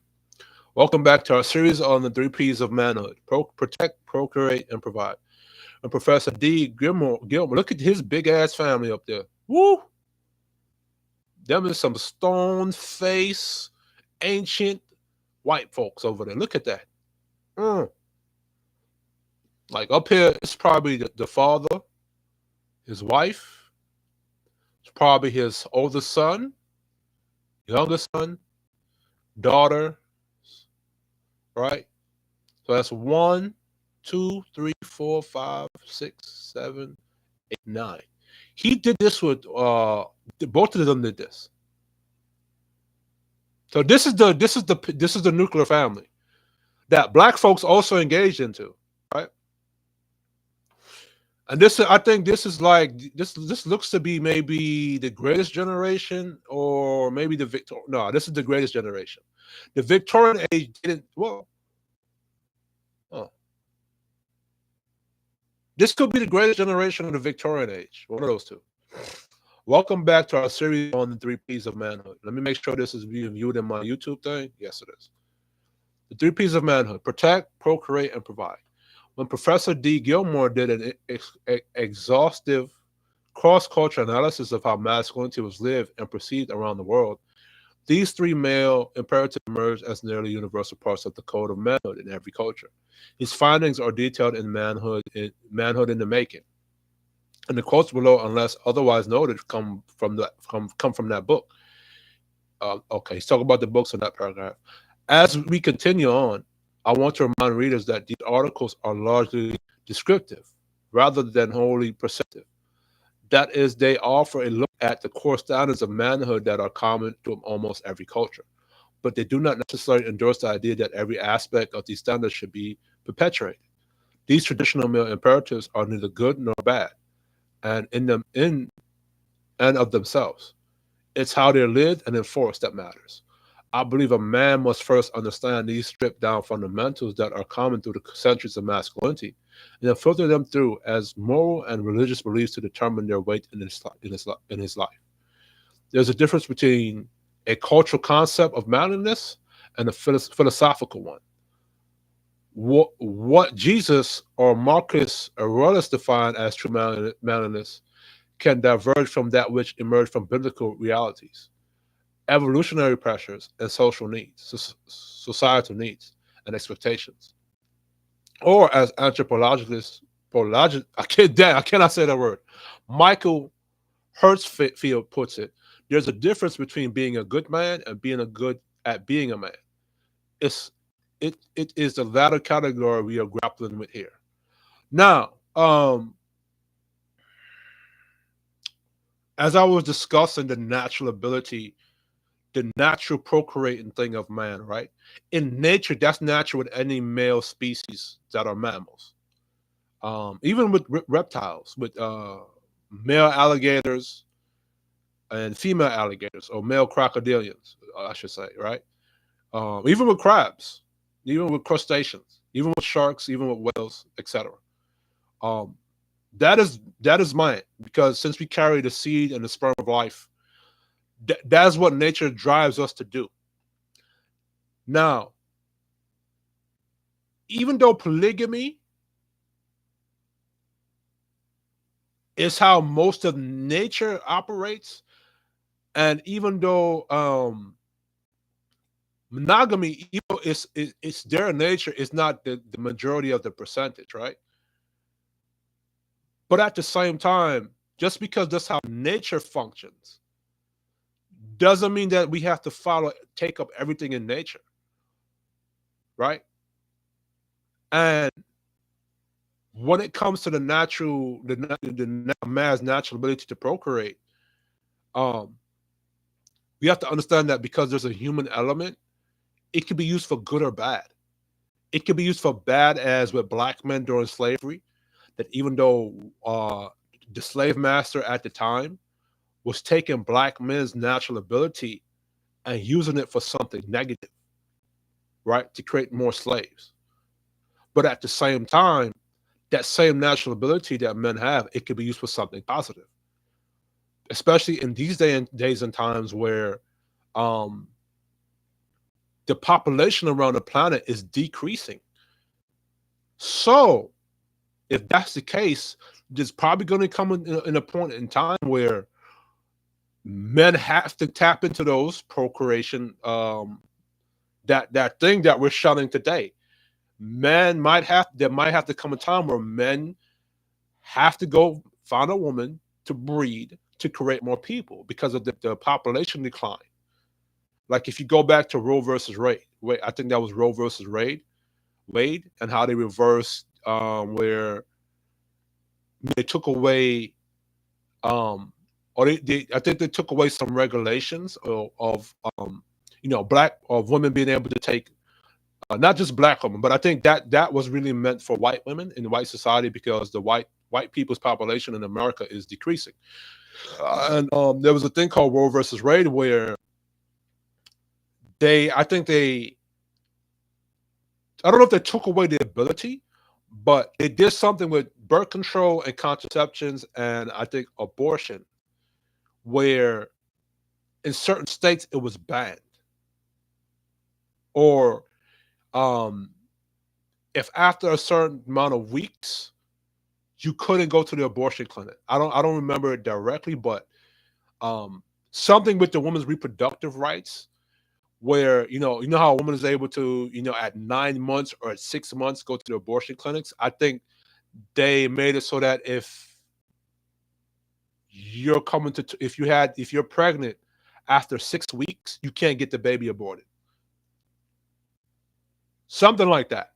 But what I'm saying is that because of the population decreasing across the planet, you even starting to see. Let me pull up this article right quick. Um, let me look up this, and I might do a video on this separate of its own. Um,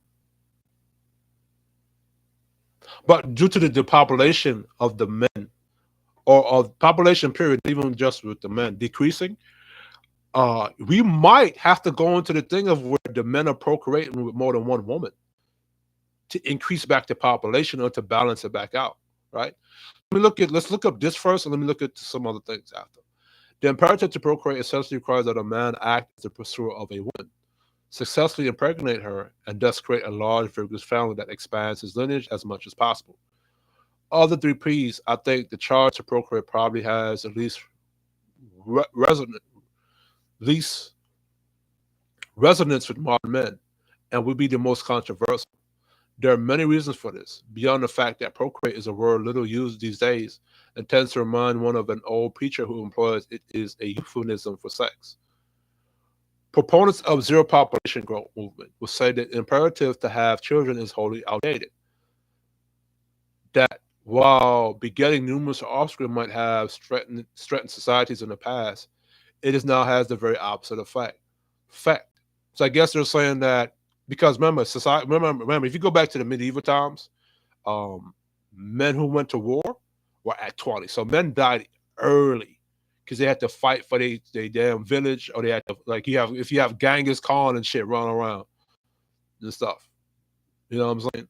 So men in the medieval times, or during the Greeks, or during the Persians, you need men to fight for your military and protect your society.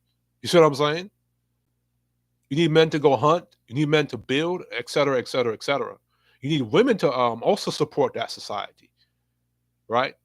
So procreation is what helped society get bigger, stronger, and better. It's what kept the population alive. So that's why I'm saying that we're going into a time now where being a breeder, or men being valued for their ability to procreate, is going to come back. It may not be no, I think in this time, it's not going to be as negative as it was with black men during slavery. It's going to be now more advertised as something positive because it's needed to keep the population growing and stronger on the planet, according to what's going on in these days, right? With populations decreasing. Um, those simply don't want to have children will chaff at the idea that the decision should amount to anything more than personal preference. Feminists will say that the idea that the man should be the pursuer is sexist, as it has its roots in violence against women and treats them as a prize to be won. Dude, I don't know. I'm not gonna get into that too much. I think a lot of the feminists, they're coming from a small, like, the idea of feminism or the women's suffrage, that's come from white women that were of a higher class, like like at the time during the Victorian age and the greatest generation, it was higher class and middle class, right? And if you're a high class white woman that is married to a man of high power, you kind of want to have the same equal high power as that person. So I don't know. But the feminist thing has been the main thing that's been causing the problems today, right? Religious folks who might otherwise be very receptive to the injunction to multiply and replenish the earth may at the same time be uncomfortable with the fact that in some cultures it was acceptable to accomplish this charge with a woman who was not your wife or multiple wives. So um, in other cultures it's more polygamous, like with Africa. You know what I'm saying? And you even have cultures on the planet where you had stronger men able to come into your household, and I think they called it a cuck. And if you're a Christian society or religious folks, you're going to go against that or stand against that, right? Because a more religious society is more monogamous, which is what the foundation of America is with the Victorian age. And people of all stripes will likely be uncomfortable embracing a standard of manhood that is not completely within a man's control. A lazy man can get his butt in gear and become a good provider, and a timid man can bite the bullet and become a courageous protector. But as we shall see below, in many cultures, infertility was always considered the fault of the man, and there wasn't anything he could do about it. Yes, it would seem that every conceivable segment of our present day population might have a reason to take issue with the idea of procreation as a fundamental male imperative, yet this charge has been a core component of the code of manhood from the beginning of time. So to Michael J. White's point, it's not something that has been that was solely on top of solely projected onto black men since the beginning of time. It was just as of slavery. When slavery took place and you needed black men to breed to create more people, that it became solely attached to black men. So just to say. Um, it would be argued that by anthropologists like Napoleon Chagnon that not only one is the imperative to procreate a fundamental part of the three P's of manhood, it underlies the other two. And practically all male behavior, a man seeks to develop and demonstrate the smarts and strength needed to be a good protector and provider in order to win a mate and beget offspring with her. Once he forms his family, he then strives to continue to provide and protect them, which is to say, the motivation to provide and protect is often ultimately deprived from the motivation to procreate. You notice that the feminists don't say that provide and protect is sexist. They only say that the procreate part is sexist. That's funny. Thus, no matter how squeamish a discussion of procreation may make us, it's universal. Inclusion on a global code of manhood demands that we put aside emotional knee-jerk reactions in order to give it a thorough examination. It is my hope to provide such a treatment today. Damn, this gonna sound toxic. Procreation is a civic duty. The birth of the first child is an important event for a Sambia man. It is de jure the attainment of manhood. To be fully masculine, a Sambia man must not only marry but father children. So with the Sambia man, right, they have to father and marry that woman. The difference with black men is that it's not saying in the context of marriage. It's a saying of um player Mac, non-monogamy. So with the zombie man is to marry that female in a more monogamous situation, right?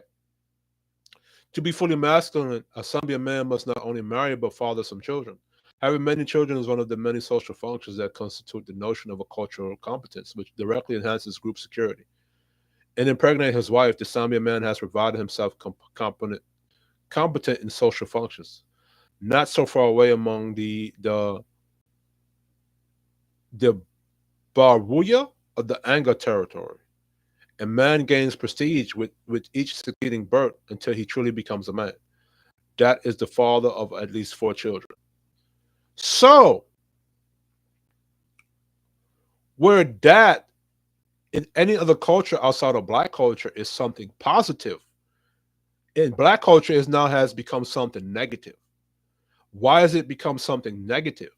Because as I said earlier, because of slavery, this natural thing that black men are that black masculinity is defined by was used negatively by our slave master, and our slave master used it to create more slaves for economic wealth. You see what I'm saying?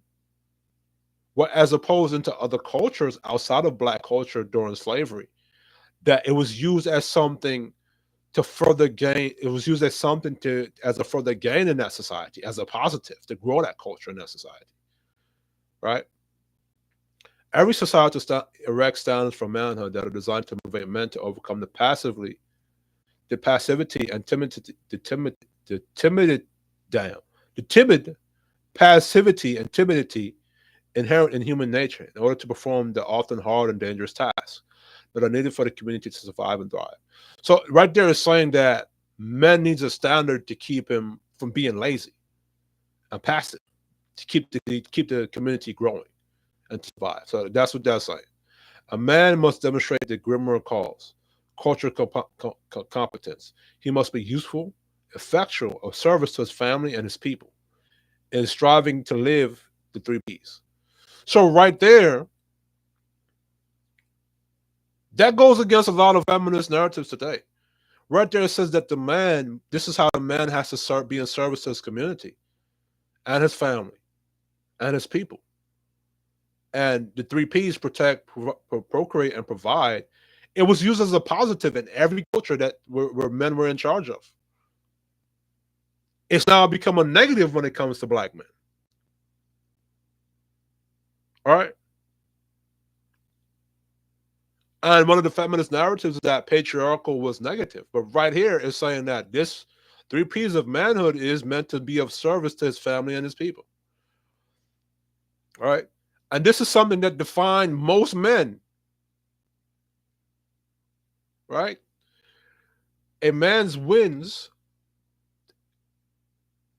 in striving to live the three P's, a man's wins honor for himself and gains other benefits as well, while at the same time contributing to society's collective stability, security, and power. See again, this right standard for the man is what contributes to a stable security, a stable society, contributes to the stability and security and power of that society. But with black men, it's now a negative. See what I'm saying? The, the code of manhood benefits both the individual and the group. All right.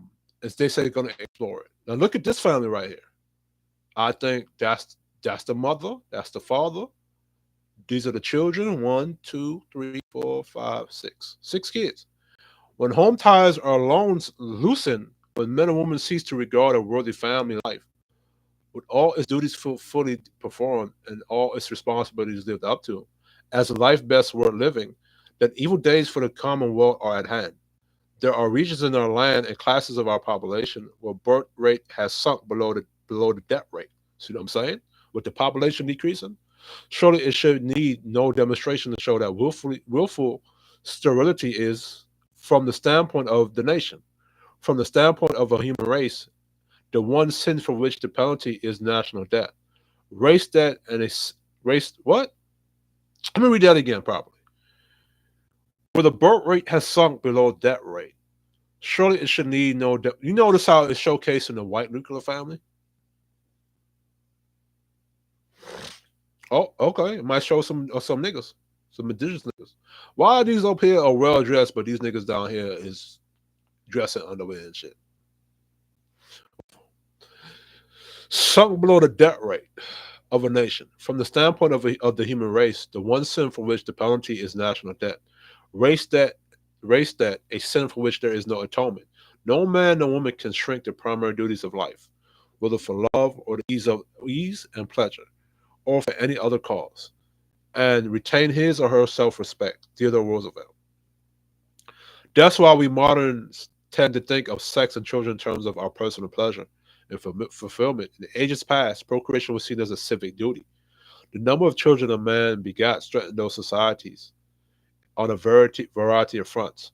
The more members of a community had, the more hands there were to gather and produce food and goods, and most importantly, to serve as protectors.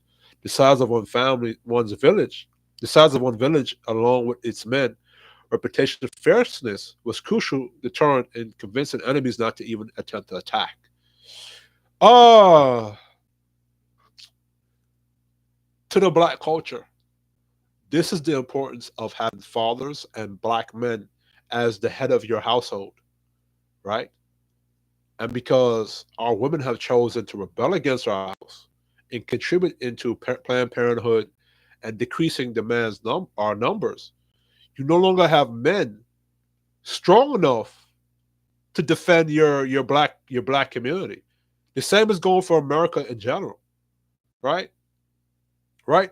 And right here, procreation was seen as a civic duty to keep your family structure strong, keep your men strong as a deterrent.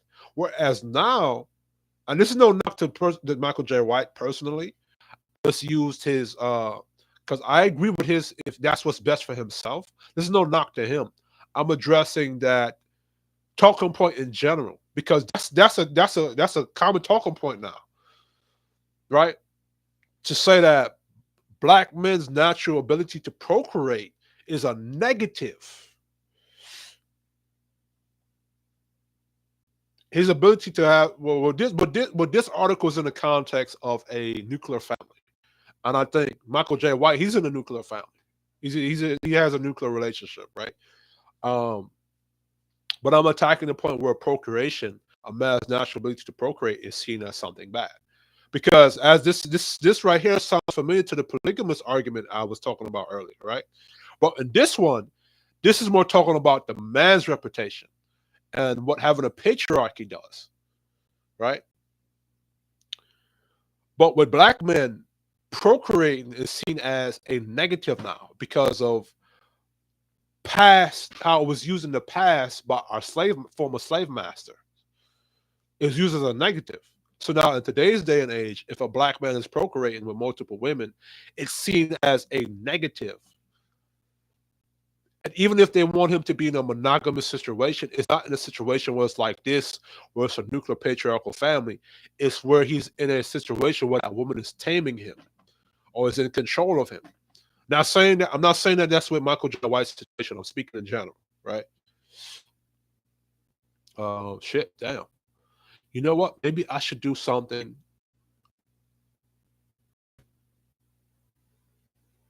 You know what? I'm gonna do something separate on this. I'm gonna go back to Michael John White's thing. I'm gonna do separate on this one. So I'm gonna share this one, and I'm gonna do something separate about procreation and is it a negative for black men? Why is black men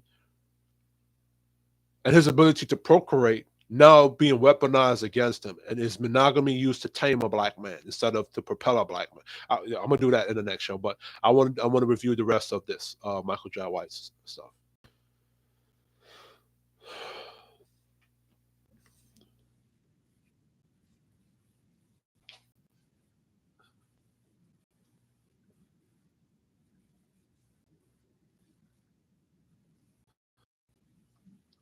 Michael J. White, you the boss, man. You supposed to take charge and take over. What you mean?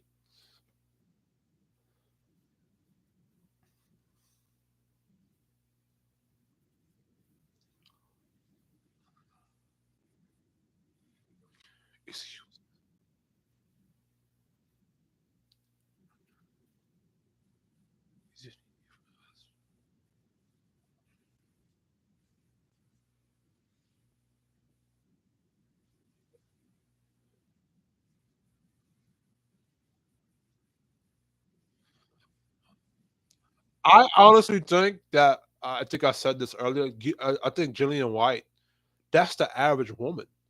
The problem today is in these spaces, the 304s are so mixed in or standing so close to the regular chicks, like Gillian White, that it's hard to tell the difference between the two. And I honestly think that Gillian White's mindset is the majority of women, right? And I think with black men, I think because of the culture we grew up in, especially where I'm coming from, we've seen so many 304s. And when I say 304s, I mean with our mother, even though my mother was not that, my aunties was never that, but I grew up seeing friends that had that mother type of mother in their life. Well, she was a 304. Remember, I'm from East New York, Brooklyn. Moved to Queens I think at the age of 5. And I would go to school, see a lot of kids' mothers that were 304s in their life. Rumors, going outside on the block. The chick down the block, she's screwing somebody's husband. You know what I'm saying? So if that's you go to church, there's 304s in church. Pastor, he doing his thing, cheating, and the women cheating along with him, or breaking all kind of commandments and vows. So if that's what you're growing up and seeing in your environment, you're not thinking that, you know, because I think that's how a player sees it from a player's point of view. If you're a player and you're growing up and you're seeing this thing, you're not going to think that there are a lot of women out there like Gillian White.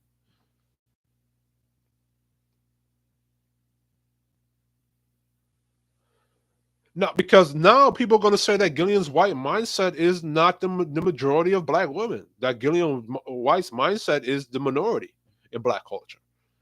And I believe I believe when you put it in the context of regular black women, that's they have the mindset of Gillian White. But as I said before, because the 304s are mixed in with this is one of the things I disagree with black culture is that black men are trained to treat a black woman the same. What I mean by that is that we're trained to treat the 304 the same as the lady. And we're even trained to give 304s chances and graces. We're trained to simp for 304s and put 304s on a pedestal in the black culture. That's what we're trained to do. And then if a brother steps out and says, no, no, no, the 304 is not equal to the good woman and the lady, all of a sudden we get attacked for that. And this is what creates the problem why black men think or might think, if you're a player, that there's not a lot of women out here that's like a Gillian White. You might think that most women out here are like a Sexy Red or Sukiyana. Because remember, there are Sukiyanas that dress professionally. There are Sukiyanas in the black community that don't have any tattoos, but they go to church and they wear church gear. There are sex reds that don't rock red hair, that don't look ghetto or ratchet. They help you do your resume, help you do your taxes in your local neighborhood. Help you your insurance lady, the person you go to help you with your insurance. There are a lot of them that are there. So even you might think, okay, cool, I'm gonna date this high level black chick, but at the end of the day, behind the scenes, she's a Sukiyana. And I think a lot of black men in the black community has seen that. Even if you're you might want to say it's from a player aspect, but I think most brothers have seen that. You know what I'm saying? But I personally think that a lot of black women are like a Gillian White, where that's their mindset, right? But then again, I talked to a next chick, and that's not her mindset. Right now, I could talk to a Gillian White, or shout out to Anton Daniels' wife, and I could talk to them, and then when I go into the environment, it's eight Sukiyanas or Sexy Reds. So for every Gillian White and Anton Daniels, his wife, I forgot his wife's name, Rita. For every Gillian White and every Rita, there's 8 Sexy Reds and 8 what you call Sukiyanas, or 8 Ice Spices for every one Gillian White, I think. Even though I want to say that Gillian White is the average black woman, but now that I'm thinking about it, me personally, when I'm going to engage into the environment, I don't know.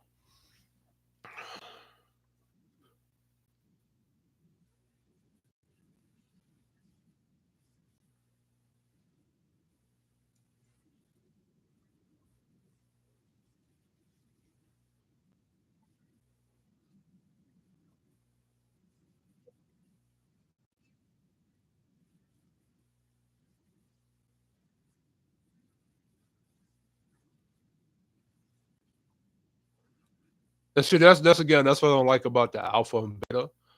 A guy lying or cheating, that's not alpha and beta. That's just a man that lies. Alpha and beta has nothing to do with a man that's being dishonest or lying or cheating. That's just the negatives of that's just a negative component of men who lie and cheat. Because you have good betas that are dominant and dominant, want marriage, and they're dominant guys who are alpha that want marriage and don't lie. And I think the issue in black culture today is there are a lot of black women that want a black man that they can control or rule over. I think that's the issue. Probably why they can't find a relationship. I'm not saying that what Gillian White is saying is a lie, because I don't know any of those women that she talked about personally. But in my opinion, I think that there are a lot of but how the culture is today, and how I know that the culture is like that, because if you saw what's her name, Simone Biles, because Simone Biles is submissive and happy to her man, and her man is in charge. Look how black culture is responding to her. Black women in black culture want Simone Biles to divorce her man because it's not a situation where Simone Biles is controlling her man or disrespectful to her man. It's in a situation where Simone Biles is happy with her man being in charge. She found somebody that she can submit to. And look how black culture is responding to that, mainly black women, with the exception of a few punk ass dudes. So, and you can say that Simone Biles' man is an alpha. So, So Simone Biles' relation situation, it goes into Michael Jai White's point that Simone Biles' man is an alpha guy, is an alpha male, but he wants a monogamous situation with Simone Biles. So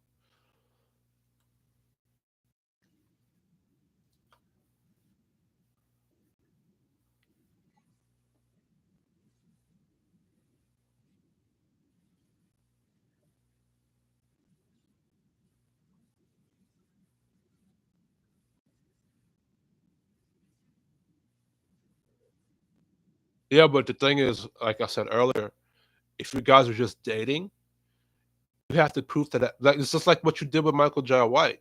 He saw something in you, or you was probably doing something that made him say, okay, I want to be serious with you, Jillian, right? Because remember, when you're dating, that's what you're doing. You're playing a numbers game. You're dating multiple people to find the one person that you want to be with for the rest of your life. So to those women, you have to be something phenomenal to prove to whatever men you're dating that you want to be in a marriage, right? Right. And I think with black women today, because they never had to compete outside, or they never had to compete. The only thing that black women were using was their sexuality, fat ass, bedroom tricks, all other stuff. They never had to do anything else besides that to earn a relationship from a man. I think that's the issue. I think black women in the black community, they don't know how to earn a man outside of using sex.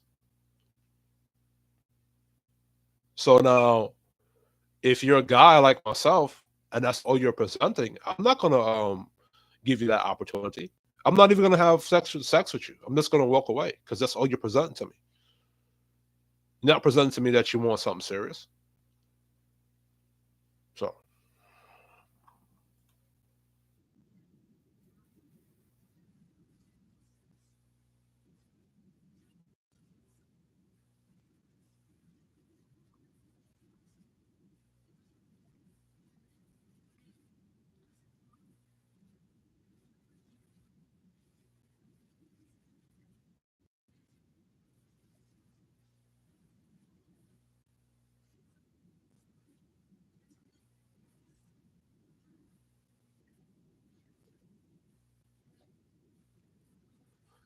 what context are you talking about? During the dating phase? Or are you talking about after you dated and vetted each other for 5 years and then you became married? That's what needs to be that's where it needs to be specifically about. Is it while you guys are dating where you're not obligated to each other, or is it like when you vetted each other for 5 years and now you're into a marriage or you're into a relationship now?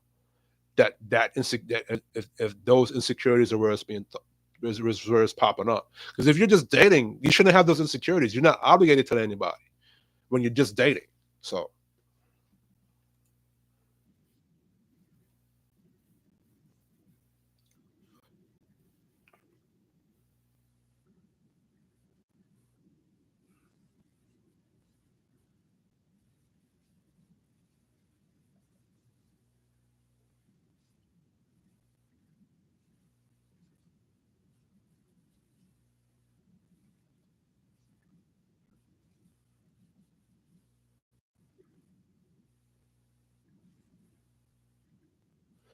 me too. Now I can look at the positive of the push of why Michael Jai White is pushing it.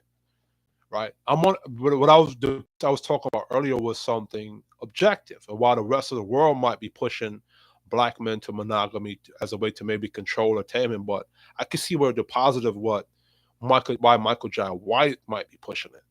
And in black culture, what has dominated and molded the space was pimp, Mac, and player.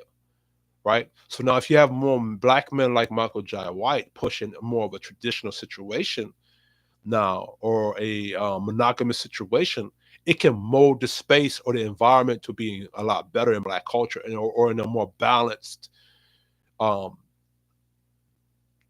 black society.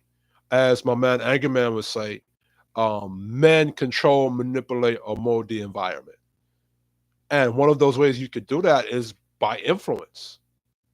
and by influence. And Michael J. White can play a part in shifting or molding or influencing that environment or black culture into something different and better, right? Because that's what he could be doing, pushing this type of thing. Because black men, you can still get with a black woman and still have five or six, four more children, right? You know what's so funny? I'm gonna write that. I'll write down my thought and do it in the next show. Um,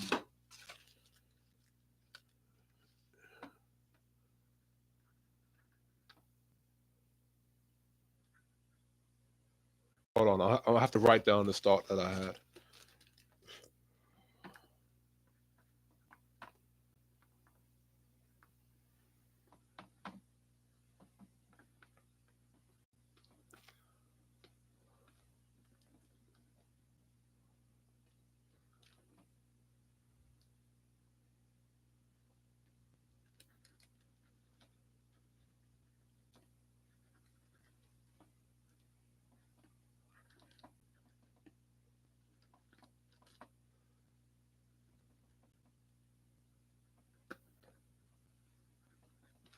Okay, I wrote down the thought. I had it in my brain. But I could see where Michael J. White is pushing it, right? He could be pushing it to help mold a better black culture where it's, you know, black men are more intentional. Black men are seeking more women that are more submissive to him instead of being a player or Mac, and he could find out one woman where he could have that nuclear family where she respects him and respects his authority, and it could build a stronger black culture because I read with the three P's: procreate, provide, procreate, provision, and protect, or procreate, provide, and protect, the three P's, right? That code, as I read, helped to build a stronger society, nuclear society. So that could be a push. That could be done within a within a monogamous situation.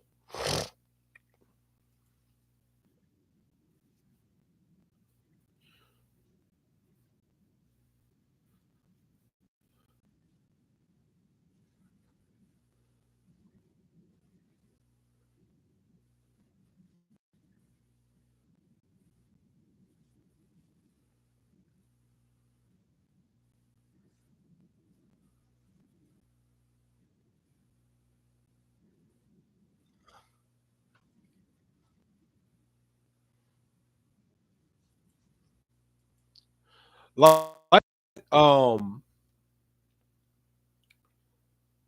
the idea of men sleeping with multiple black men sleeping with multiple women, it may have been something natural in his African culture, and it wasn't a negative in his African culture. It's just that white men or his former slave master took it and used it negatively. Now it's negative. Now, so that's the thing to it, though.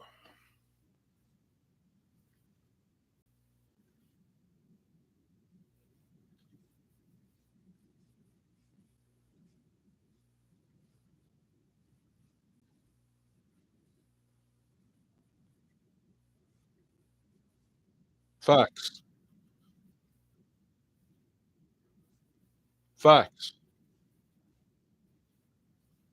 facts.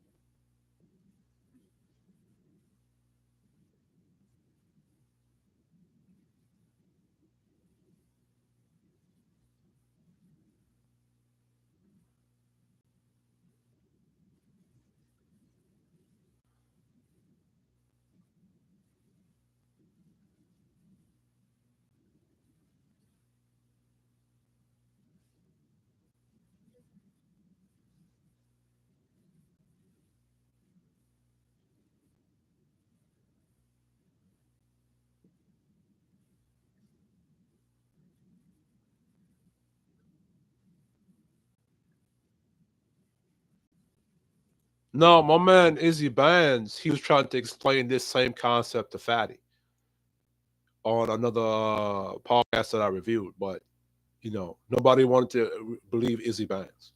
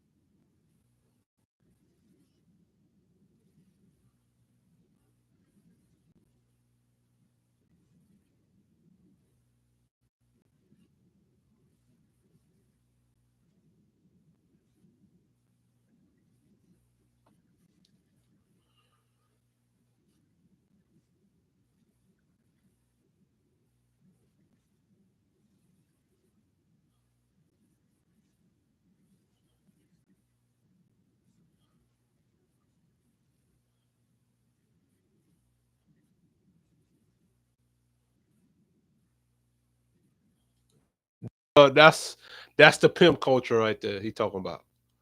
And as I said, the pimp player Mac culture molded black culture into space.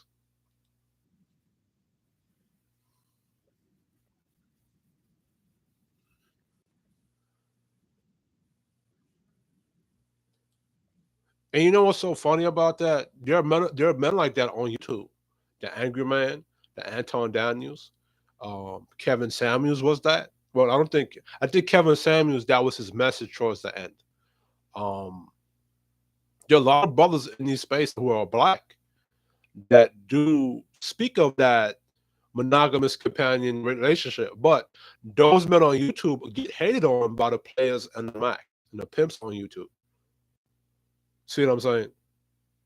The guys that want the monogamous relationship, and I think the reason why the players and the pimps are upset is because the traditional guy black men, they have a chance to be on YouTube and mold the space. Like I said before, black culture was dominated and it was being molded and shaped by pimp player and Mac culture. But now you have a more traditional black male force on YouTube or presence on YouTube now. It's in conflict with the pimp and player Mac because now it molds the women or gives the women another influence to follow besides the pimp and the player.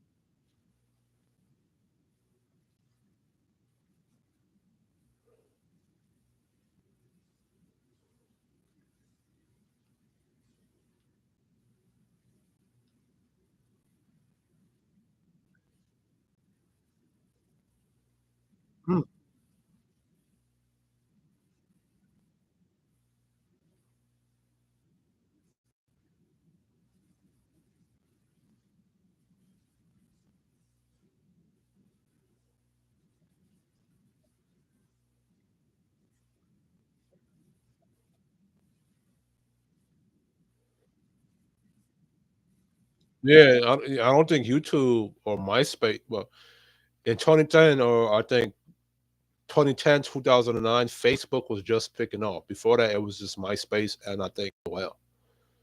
So, social media is big now. You know what I'm saying? So you probably couldn't do what most people couldn't do what Michael J. White or his wife is doing today. So I'm saying. So today is a perfect time to do it. And you know what? I want this.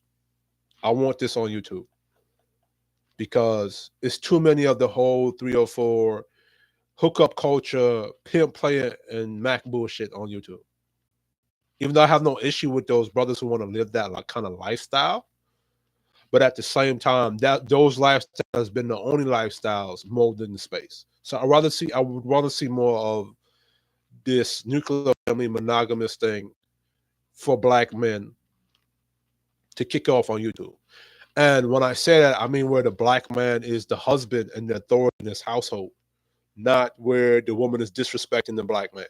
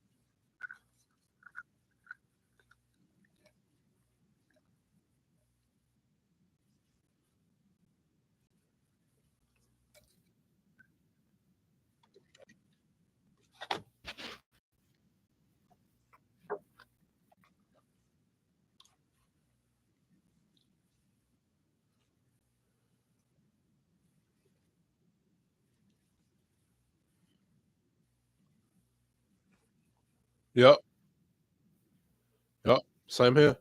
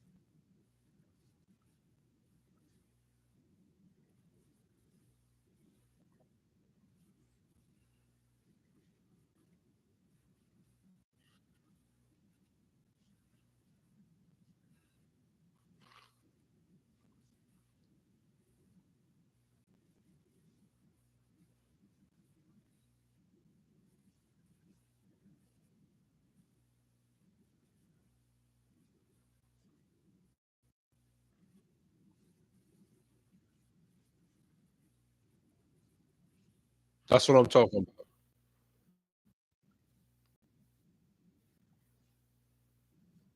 Yep.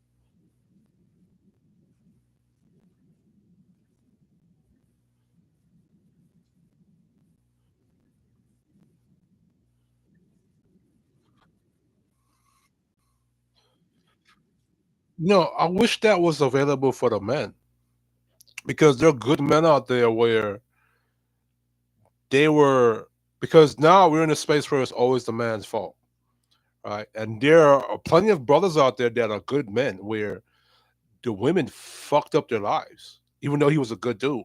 And what we'll do is blame it all on the man, even though he was responding or leading that situation the best he can and was being a good dude. But we still blame how that woman responded negatively to a good dude on the dude. So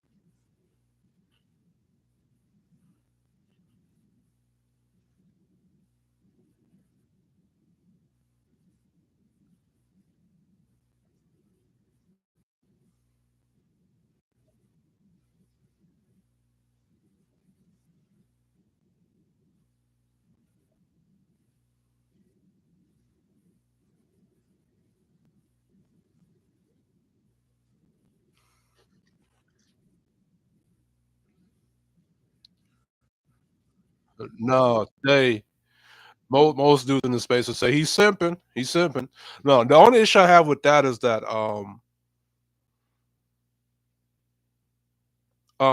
for masculinity and manhood in general, it should always be for yourself first while you stepped up your game. And then everything after is secondary. You know what I'm saying? I believe the game is about the man first before it's about anybody else. Or about you, the man first before it's about anybody else. Because you got to do the work with yourself first and see the benefits that the work you put into yourself first to believe in yourself. Right. So but most guys in the space are gonna say that's Michael Jai White's because he needed a woman to step up his game. Well, from what I'm seeing here, Julian White respects Michael Jai White. She respects her husband. She respects her husband. She follows her husband. She follows her husband as the head of the house. So I mean, I don't know.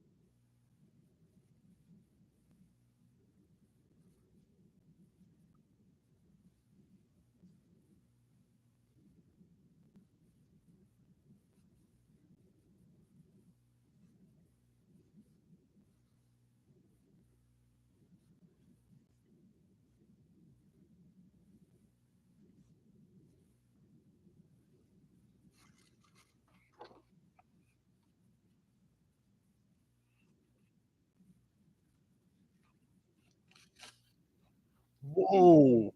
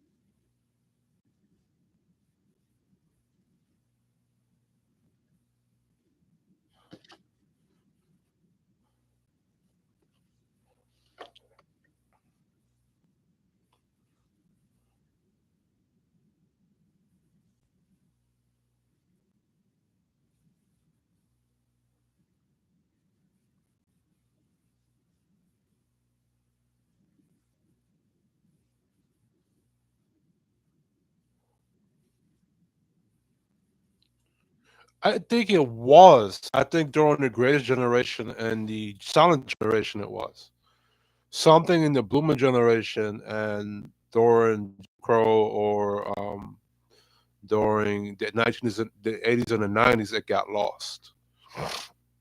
But it was encouraging black men before.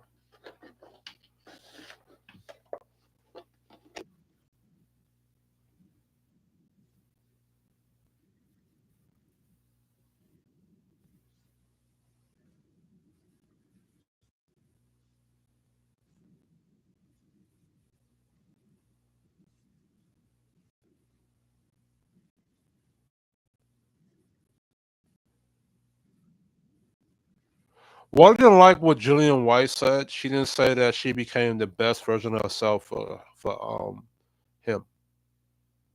So it seemed like he just became the best version of himself for her. She didn't speak about like she's afraid that she gonna lose him.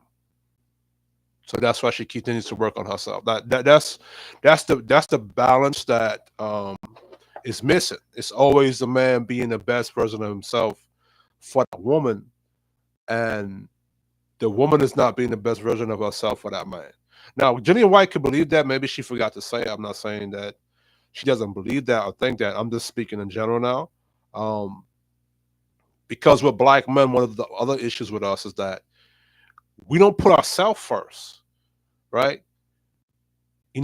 It's good to put family first. It's good to put nuclear family first, but we don't put ourselves first. We don't do the work on ourselves to figure ourselves out on who we are and what we want to do. Instead, the world tells us who we are and defines who we are. We don't get to define ourselves. So it's like the game is about the man first and what he wants to do with his life first before before he does anything for anybody else. So for black men, like there needs to be a message. Or well, I could probably push the message that black men need to be about doing things for himself first, improving things for himself first, doing the work for himself first before he does that for a woman, for a family, or anything outside of him. He needs to define his own world first and his own structure first before he allows anybody into that structure or he defines or he's doing that for anybody else. Like that's my thing.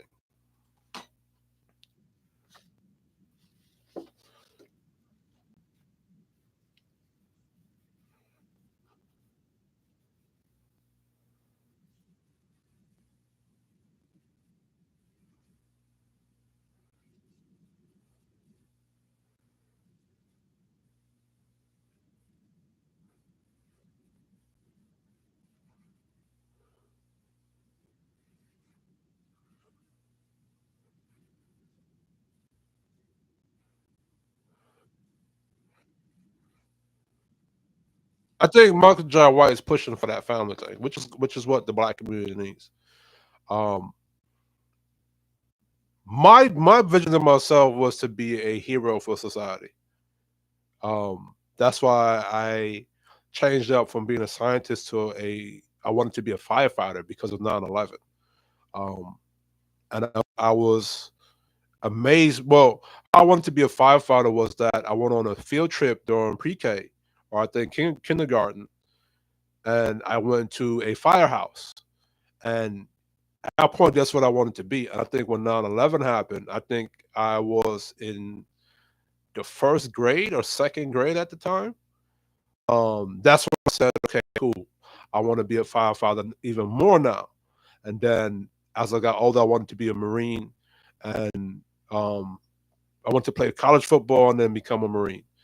Um, so for me, I always wanted to be the hero. You know,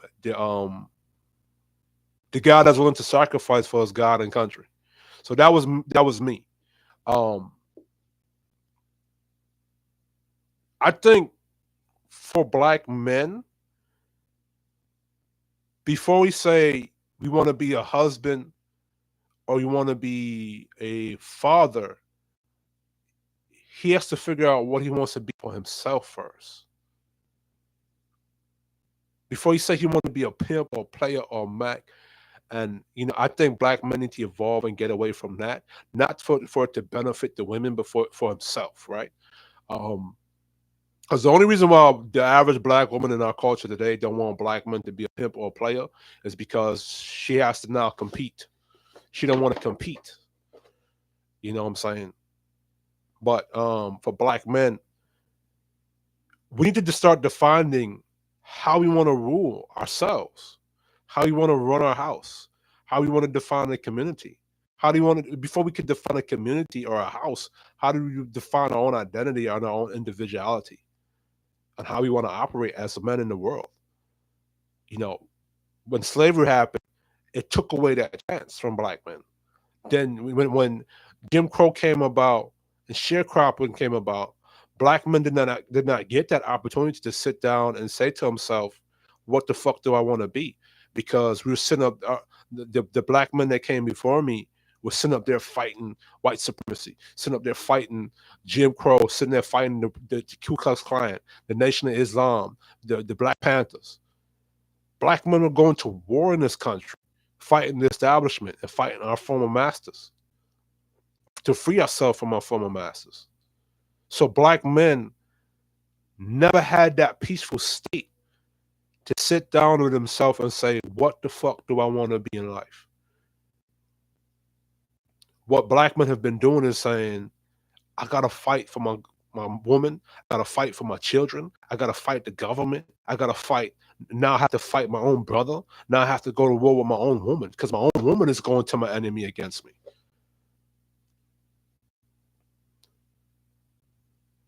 And for black men, I don't think we had a chance to really grow up in our masculinity for ourselves first before we could do that for anybody else. Our sense of worth, whether it be to be a player, whether to have game, whether to be a husband, whether to be a family man, is attached to everything else besides what he wants to do for his fucking self. This is me speaking in general. This is not me speaking um, about Michael John White because I agree with his talking points, but I'm speaking in general now. You know, black men, we got to be a husband to a wife. We got to be a father to a child. Or is you got to play on Mac. It's always attached to a woman. Or we got to self-sacrifice for community or society. When in that same black culture, if you're a good, solid brother, black culture don't see you as somebody important or value you. You're fucking lame or a cornball if you're that, according to black culture.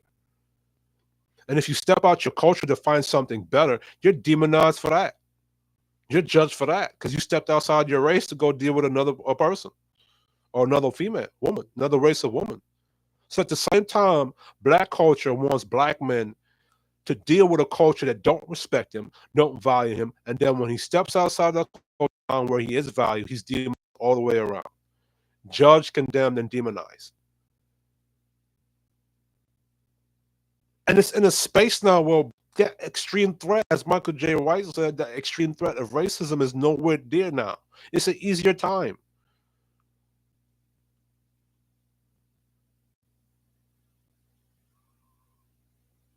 So even though black men are not valued, we don't want black men to be valued based upon how many women he getting, right?